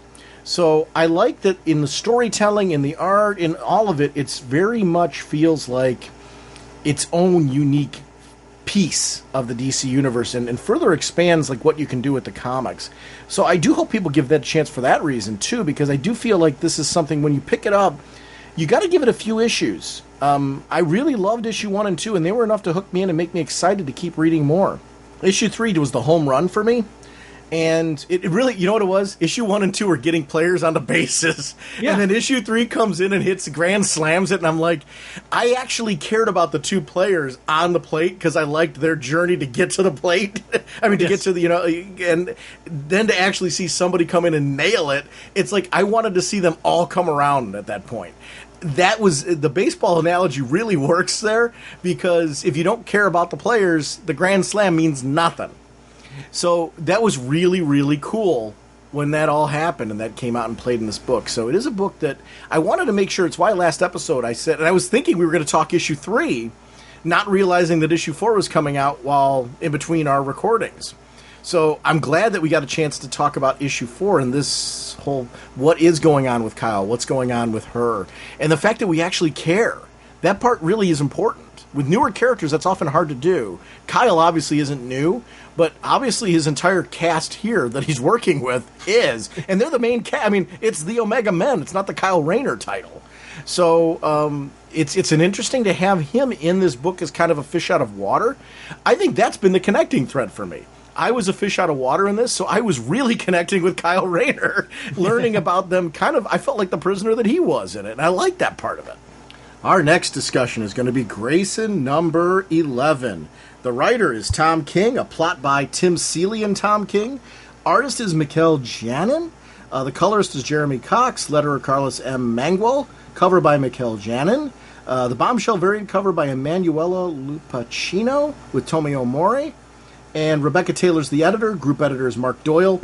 Apologies in advance for any name butchery, because this is a title... Oh, yeah. Since its inception, I've just been loving Grayson. This is such a great book with, to me, the whole intrigue of it. It's, usually when you put a character like Dick Grayson into a different status quo, the first thought is, how soon can we get him back as Nightwing? Right? I am so not thinking that. No. I'm really digging Grayson. Mm-hmm. This is a title that, when it first came out, we're like, oh, okay, yeah, because Tom King's a good writer. All right, let's see what happens there. And then as hits the ground running, you're like, oh, this is awesome. And I really stopped thinking of him going back to being Nightwing. This is something I'm really enjoying what he's doing. I do want to see his reaction and his dealings with the people in Gotham, especially Alfred. I do want to see that Alfred, letting Alfred know that Grayson's still alive, but I definitely do not want to see him stop being a secret agent anytime soon. The stories they're laying out right here has just been absolutely fabulous. I totally agree. And this whole storyline, this Nemesis storyline that's been going on, was absolutely fantastic, because I didn't see where it was going coming. We see that Dick Grayson, and we knew at the end of last issue that there was a duplicate that was running around out there posing as Dick Grayson. We had no clue who it was. That's an interesting storytelling, because with these agents in this world, one of the things about Dick Grayson that we know is he is there for duplicitous reasons. He's there as an agent of Batman, sneaking in and infiltrating. So at some point in time, that's going to come out, and they're going to have to deal with, do they even trust him or want him still in that position? I think they already know. I really think they already know that he was sent there by Batman. So what would you say the motivation is then to keep him around? It's, part of it is keep your friends close, but keep your enemies closer. But the other part of it is, so far he is doing a really good job for him as a spy. And this could be let's turn him completely over. Let's pull him over from the bat. Mm-hmm. It's interesting how his way of operating works in this world. That's what I love about this book. Like, I want this to continue. I love the intrigue of it. I love the adventure aspect of it. It really showcases Dick Grayson's strengths and talents. His being an acrobat, but also being that suave. It's DC Universe's James Bond. It's the only way to put it. And I cautiously say that because a lot of times you say that and it's like, oh, we're just downplaying it. It's an archetype. No, it's not. Dick Grayson is that suave big brother character that you always look up to. Like, Dick Grayson's the guy you wish you could be, right? Yeah. So is James Bond. When done right, James Bond is that type of character where you're like, he just makes everything he does look cool, right? It just works out. That's what Dick Grayson is. So he's a natural for this type of thing. What works for this book totally is the way that Dick Grayson, in this particular issue, is trying to figure out who his nemesis is. Because he's thinking Clayface at first, and he's actually analyzing it and playing it out. I love the detective work there. That part is something that isn't often... this guy was a son of the Bat, Yeah. If there's one person who knows how to operate like the world's greatest detective, it's Dick Grayson. But he does it in a way that Batman wouldn't deliver it. I love the humor use in this. I love that it comes back to bite him a little bit, but it is so Dick Grayson. The personality of Dick Grayson needs to shine in a title if you want me to believe that this is really him. The fact that his sense of humor and his approach to it is what makes him so likable. It playing so strongly into this issue and to his investigation, I thought was really well handled. And it was really charming. It made me smile throughout the whole thing in a way that just worked. Well, and it was the banter back and forth because, in a way, this is what he's using to try to throw the other person off their game. Mm-hmm. And you can tell that's, it is a level of manipulation. Batman used the fear. Grayson's using speed, but he's also using the humor. He's trying to get this person to talk. He's trying to get this person, to give him some other clue, the nonverbal clue, just seeing how his personality, how does he react to the witty banter? How does he react to this? Seeing who this is, and it's not just about, fighting. Like, Spider-Man used to do the witty banter to, because he was nervous and because he was scared. And that was just his way of dealing with it. With Grayson, this is about his way to throw off that person off their game. To get to get that that one little bit of edge and try to figure out who it is, but it's also about the performer. It is also about just how he flows and just this is who he is. You go back to when he put on the cowl, he was the Batman who used to smile. He used to have that grin on his face when he was the Batman, and people notice, hey, this Batman's different than the other one. Yeah, that's Grayson's style. That's his flow, and I like the fact that we've never lost that. Especially even now throughout all these different issues of Grayson, we've never lost that true Grayson moments where you get this little kind of smirk to his face, get that little bit of a okay, let's do this, type of moments. Yeah, and that's the part that I think has been fun about this book. Adventure.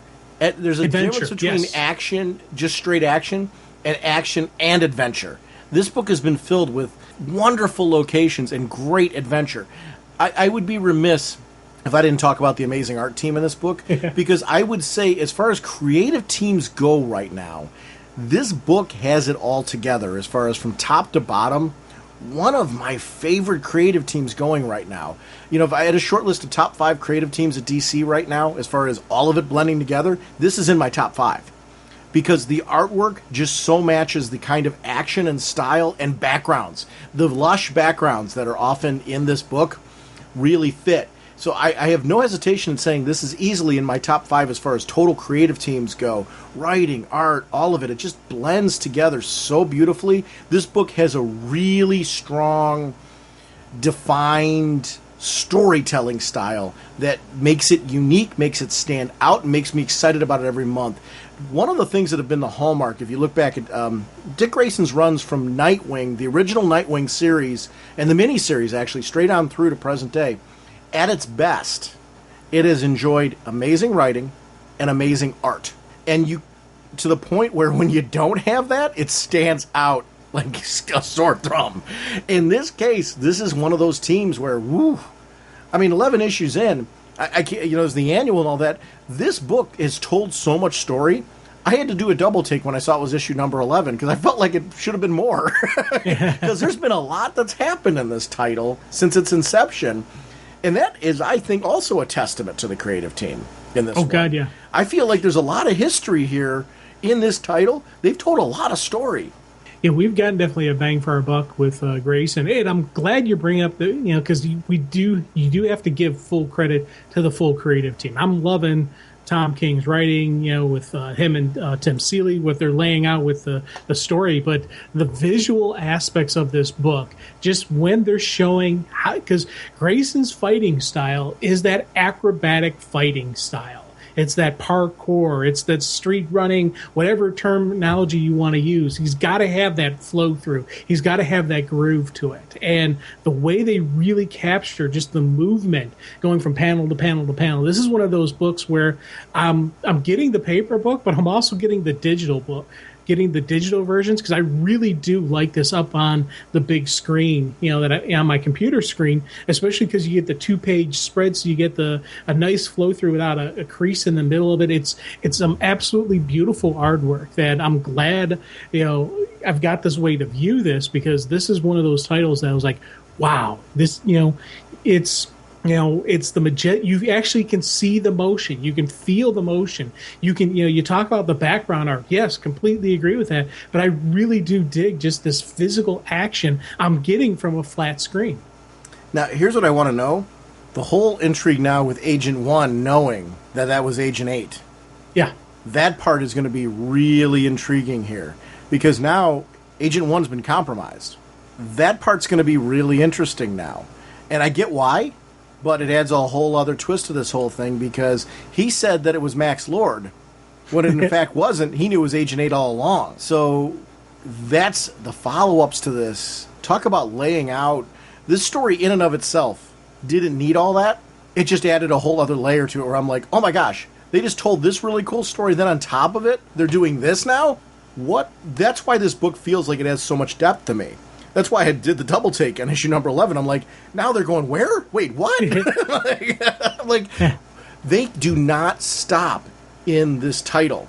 So you can go then and have an issue where he's going back to Gotham next issue.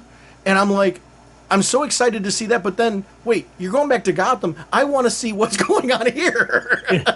So they've now taken something that I was probably the most excited about in the world. Like, I love that Batgirl annual where we got to see him encountering Batgirl and all that. I'm like, oh, yes, this is what I've wanted to see. What happens when they find out?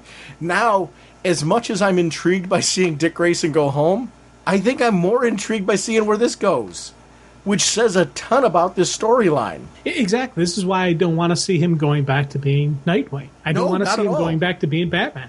I want to keep seeing this universe. I want to keep seeing this spy universe right now. This has been, and it's one of those, things with not having the inner dialogue panels, on any of these characters. I think actually has really added to speculation and to thinking, okay, what is actually going on here? And actually enjoy just the nature of the spy game is that you really don't know what someone's thinking. You can only go by what they say and what their actions are. And I love just that fact that we're not getting those inner, dialogues of the different characters. So we really don't know 100% where everybody stands on this, who everybody is, what party, where is the manipulation level, what's the truth, what's a play on top of a play. It's swerve inside a swerve wrapped up in a mystery inside of an enigma. It's absolutely some really cool spy stuff going on where I agree with you. You can say DC's version of James Bond,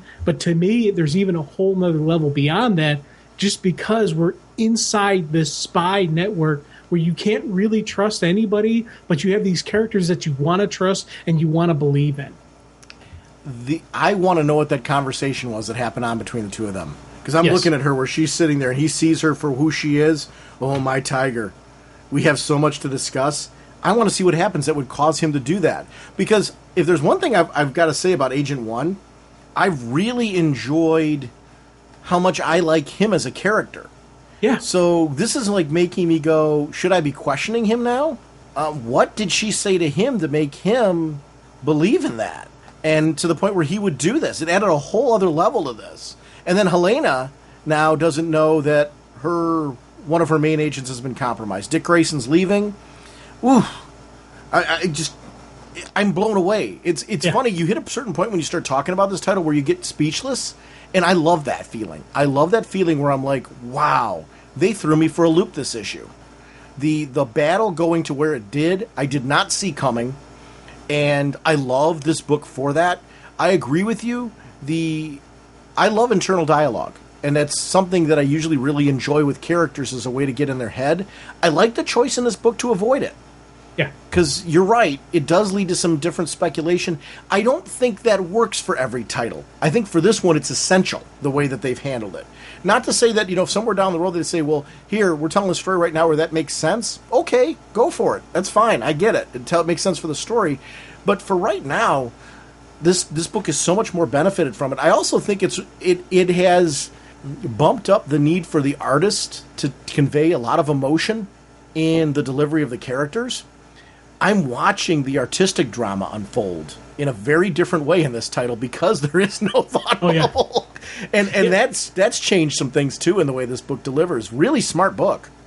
Yeah, facial expressions and just the way, just the story being told on the page is big time, with this title. And it's something that, again, this art team, just full kudos to the art team, to the full creative team. I got to give just, full props to, and especially we didn't talk about it, but the variant bombshell cover. Oh, yes.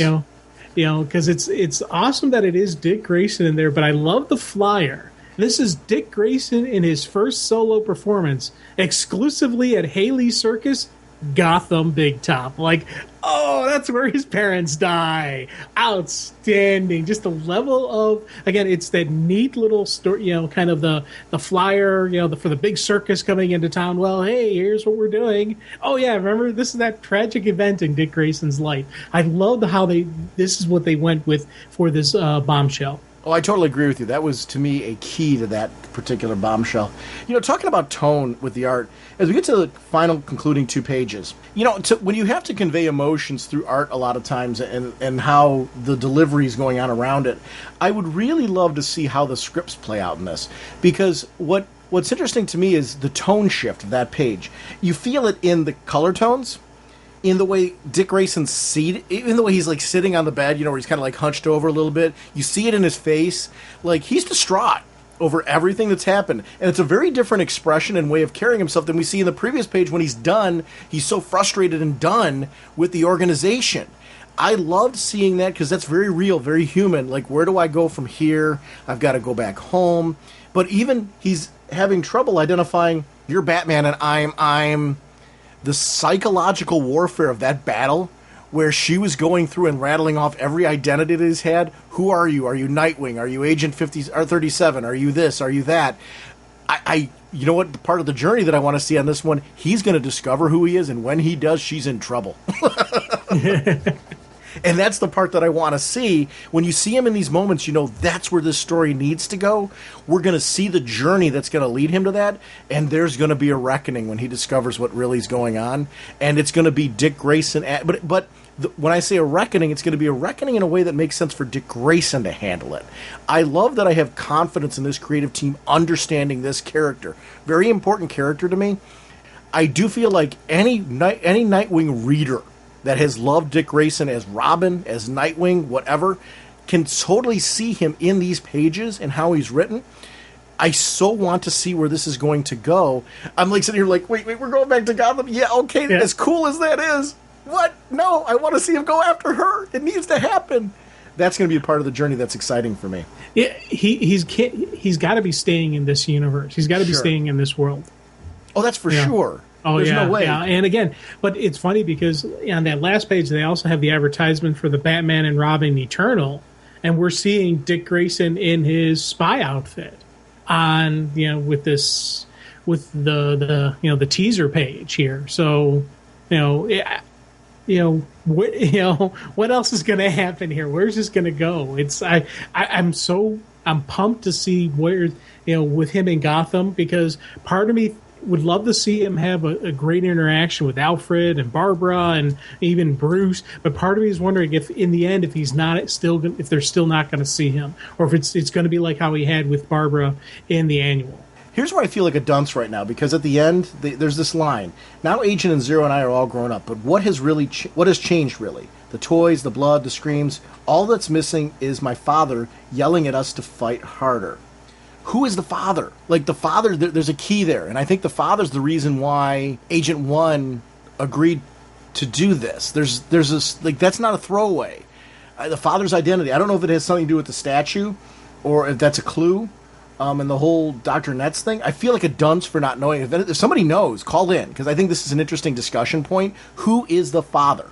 I feel like I should know, and I don't. Well, I know the statue. That's Rome, because that's the Romulus, and I can't think of the other name. Where it's the formation of Rome. Was the infants who the mama wolf actually raised to humans and all that stuff, and it's the whole legacy and the legend of what is Rome and the formation and etc. and all that. So that's very famous. That image is very iconic when it comes to Italy. So they're in Italy. They're in Rome right now. These two. So that's how I took that. But the father and all that. What's his name? The original Spiral, the original leader of this stuff. Who is quote unquote dead? Who's not dead? Who may be dead, or maybe that was a clone. That when he died, we didn't know who actually died. I'm thinking that's who the father that's being referenced. Cool. I don't know. I'm very intrigued by the whole thing. There's a big story to be told here. This book delivers every single month because of it. I don't mind that I don't know, because I know it's going to be told in the story. But here's the thing: I want to hear what people's speculation is about this. I'm actually interested, because I feel like there's probably something history-wise that I'm missing, and I feel like I'm going to hit myself over the head and go, oh, how did I not see that? and that's, I don't think that's a throwaway. Oh, definitely not a throwaway. Now, Agent Zero, is that Helena? Does she go by Agent Zero now? Oh, I think she does, doesn't she? Because she's ascended to that role. Is that how it Yeah. worked? I think that's true. I don't know. Yeah, because in that case, then Dr. Neitz and her are sisters. Oh, so I don't know. Because she sits there and throws out there that, my sister and I would fight over toys, and then later it's like, now Agent Zero and I are all grown up. But what has really changed? So it's, so that's why I'm wondering, is Helena Agent Zero or is she the director? And does Helena know? Oh, ooh, oh. Or is Agent Zero Spiral? You know what? Agent Zero could be Spiral. And this whole time we're thinking Spiral's a he. In reality, Spiral was never a he. I don't know. I actually like not knowing right now. Like, Yeah, I want to hear more speculation. I want to hear people bunk me over the head because I know somebody's like right now got a hammer out going like, hey, I want to hit you guys with this because you should know this. You're being dunces right now. And I feel like I'm being a dunce, and I'm okay with that. I actually love that part in a smart comic where you're kind of like, I probably should know this, and I don't. and Well, it makes you want to reread the issues. It makes you want to go back and go, let me look through and see if I can see clues on this, because the way this story's been crafted, the way this they've been going through, there's the clues are out there. Mm-hmm. There's the information is out there. We just got to do a little bit of research. Yes, and I like that. You know what this is? This is comic shop talk. Growing up, you go to the comic shop, you'd have this talk, and somebody in the comic shop would know the answer, and you'd be like, yes, that's awesome. You are a Jedi. I mean, that's one of those things where, like, thank you for telling me, because it's that puzzle piece. But the difference was in the comic shop days where you had to wait for that, was that would often sometimes take many months, because you just had to be lucky enough to have that person in the shop when you were there to have that question answered. Now with the internet and all of this, we're gonna have. I would love if somebody would call in and clarify some of this for me if you know the answer, because I think that's really cool. But fun book and one of my favorites right now. And it was the nice thing about I think kind of capping off our discussion today with this book was a good idea. He is called Hawkman. His gauntlets possess awesome powers. I would like to remind everyone about our show voicemail line. It's 1-440-388-4434 or Dr. Norge on Skype. We love having you part of the show, so please call in with your thoughts, especially on anything we talked today, but anything comic-wise that you want to chat about or outside media as well. We'd love to hear from you. We have a show website, ragingbullets.com, and that links to our Twitter account. So if you're more of a Twitter fan, that's a great way to know when episodes are being released, news about upcoming show content and things like that. So that's ragingbullets.com and, of course, our Twitter feed there. We are also on Facebook. We have a Facebook fan page, but more importantly, we have a Facebook group. And that Facebook group is a wonderful community that I just love. I get most of my news starts to come from our Facebook group and community because they link to so many great websites on there, and I love our Facebook group for that. So I want to shout out our Facebook group, which we share with, speaking of news websites, with Infinite Comics. So it's just a great community of people talking about current things that are happening right now in comics and their reactions to it. So it's a great, safe, fun group and community, and I highly recommend you popping over there and checking it out. It's a constantly growing community, and thank you so much to the amazing people that are there, because they're the reason why we're getting new people wanting to check it out all the time. We are on Google+. I have a PlayStation Network account. We love having you, so please feel free to reach out and contact us. And on that note, Jim, we're sponsored by DCB Service and InStockTrades.com. What's going on at DCBService.com? Well, you know me, I love the bundles, and we got some great ones coming from them with the returning series, 50% off. We've got a 45% off the Looney Tunes variant cover. Yes, I said Looney Tunes, and they're absolutely wonderful. But we also have 2 really cool Vertigo bundles coming out. We've got 4 new issues, 4 new series starting up in Vertigo. They're giving us a 75% off. Regular price for these 4 issues would be $15.96. DCBS price $3.96. That's Jacked 1, Red Thorn 1, Slash and Burn 1, Unfollow 1. But as I said, there are 2 Vertigo bundles. You can get issue 2 of last month's new series, Twilight Children, Survivor Club, Clean Room, Art Ops, 50% off. That's $8.46. Regular price $16.96.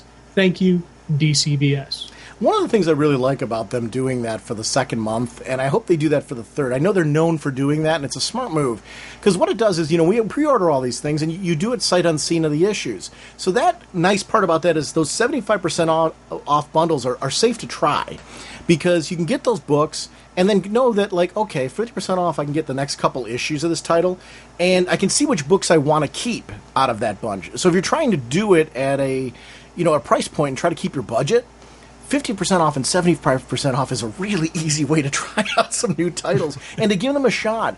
I'm excited for the Vertigo resurgence that's going on right now, and I'm glad that DCB Service is saying, hey, people are probably budget conscious. They want to try out some of this new exciting material and then figure out which books are right for them to keep. This is a great way to give people the chance to try them, because I think you're going to try out more titles this way. Are you getting? I'm getting those bundles. I mean, you have to. Oh, yeah. Definitely. One, I love the bundles, and it's nice and easy for me. Two, for the podcast. But three, I'm kind of curious what we got coming out of this. So, So we're going to do all those books then, right? Oh, definitely. Okay. So then, let's do that. It'll be fun to do some Vertigo episodes. Just as those books are being released, we'll just do them on the show. So I don't know that we're necessarily going to do separate Vertigo episodes. Let's just do them as they're released. Yeah. So we can talk our superhero stuff, but then also talk some Vertigo mixed in. Be kind of a fun way to do it. So we'll sounds talk. Like a good plan. As long as they keep doing those bundles, let's talk those books and shout them out and decide. Because I would like to hear from you which books you're going to keep. Yeah, that's going to be a tough call for me to make. But I think it's going to be driven by how good the stories are, and I think that'll be a fun thing to have that discussion about. Because I'm looking for more Vertigo. I'm finding a gaping hole in my collection because a lot of great Vertigo series have gone by the wayside. Case in point, over at InStockTrades.com, Sweet Tooth, they got the deluxe edition hardcover. That's gone now. So I'm looking for things to replace that. But at InStockTrades.com, I do want to talk about that. Sweet Tooth, you can get the deluxe edition hardcover, which has my highest possible recommendation. I absolutely adore this book. It's Jeff Lemire. It's amazing artwork. It's a great story. It's characters that you love. And if you haven't read this, this is the way to do it. It's the first 12 issues are collected in this handy volume. The nice part about when they start doing these, they start releasing them periodically, and it's a great way to get the whole series if you've never read it before. I did this with Walking Dead initially. I jumped on late, and I started getting these yearly 12-issue volumes that they do with Walking Dead. It's a great way to read that series. So I'm glad that DC's doing this with some of their better Vertigo titles, just as a way for people to latch on. Suicide Squad, Trade Paperback Volume 1, the John Ostrander material, first 8 issues, $9.99 at 50% off. Wonder Woman, War Torn, the recent events happening in Wonder Woman, 50% off, only $12.49 or over there. I mentioned the Donald Duck Daily news strips. I'm getting that one, 30% off, only $27.99. It's a big time for me over at InStockTrades.com. And they're running all DC and Image titles. A huge 45% off sale is going on right now. So it's a great time to go there and shop and find the things you're looking for at 45% off or more. Over at, if you're looking for DC and Image, it's a great time to be shopping over at InStockTrades.com. And I want to thank them for continuing to support the show. Our next episode, Jim, there's 2 books we're going to talk about for sure. We had a listener request to actually talk about Starfire. And neither of us can remember, I think you and I have talked off air. Yeah. I don't remember if we've talked on the show about the new Starfire series, so we're definitely going to do that next episode. We're also going to catch up on Teen Titans, what's going on in that particular title. And then very similar to what we did this week, Jim and I will chat during the week, and we'll chat about some books that are interesting and exciting to us that we want to chat about on the show. But those are 2 you can count on for our next episode, so we will see you then. Bye! On November 13th, Sean Whalen was asked to stop constantly talking about comic books. That request came from his wife. Deep down, he knew she was right, but he also knew that someday he would find someone that would talk to him. With nowhere else to go, he appeared at the home of his childhood friend Jim Segulin. Sometime earlier, Segulin's boss had requested that he shut up about his comic books and never speak of them again. Can 2 grown men put out a DC Comics podcast without driving each other crazy? It's Raging Bullets, the DC Comics fan podcast.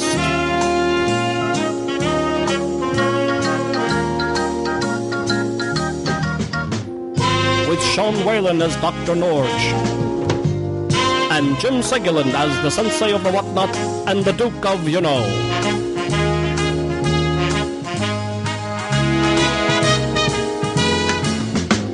It's a spoiler podcast, so they will go in depth into the plot line, story twists, and whatnot of the comics they are reviewing.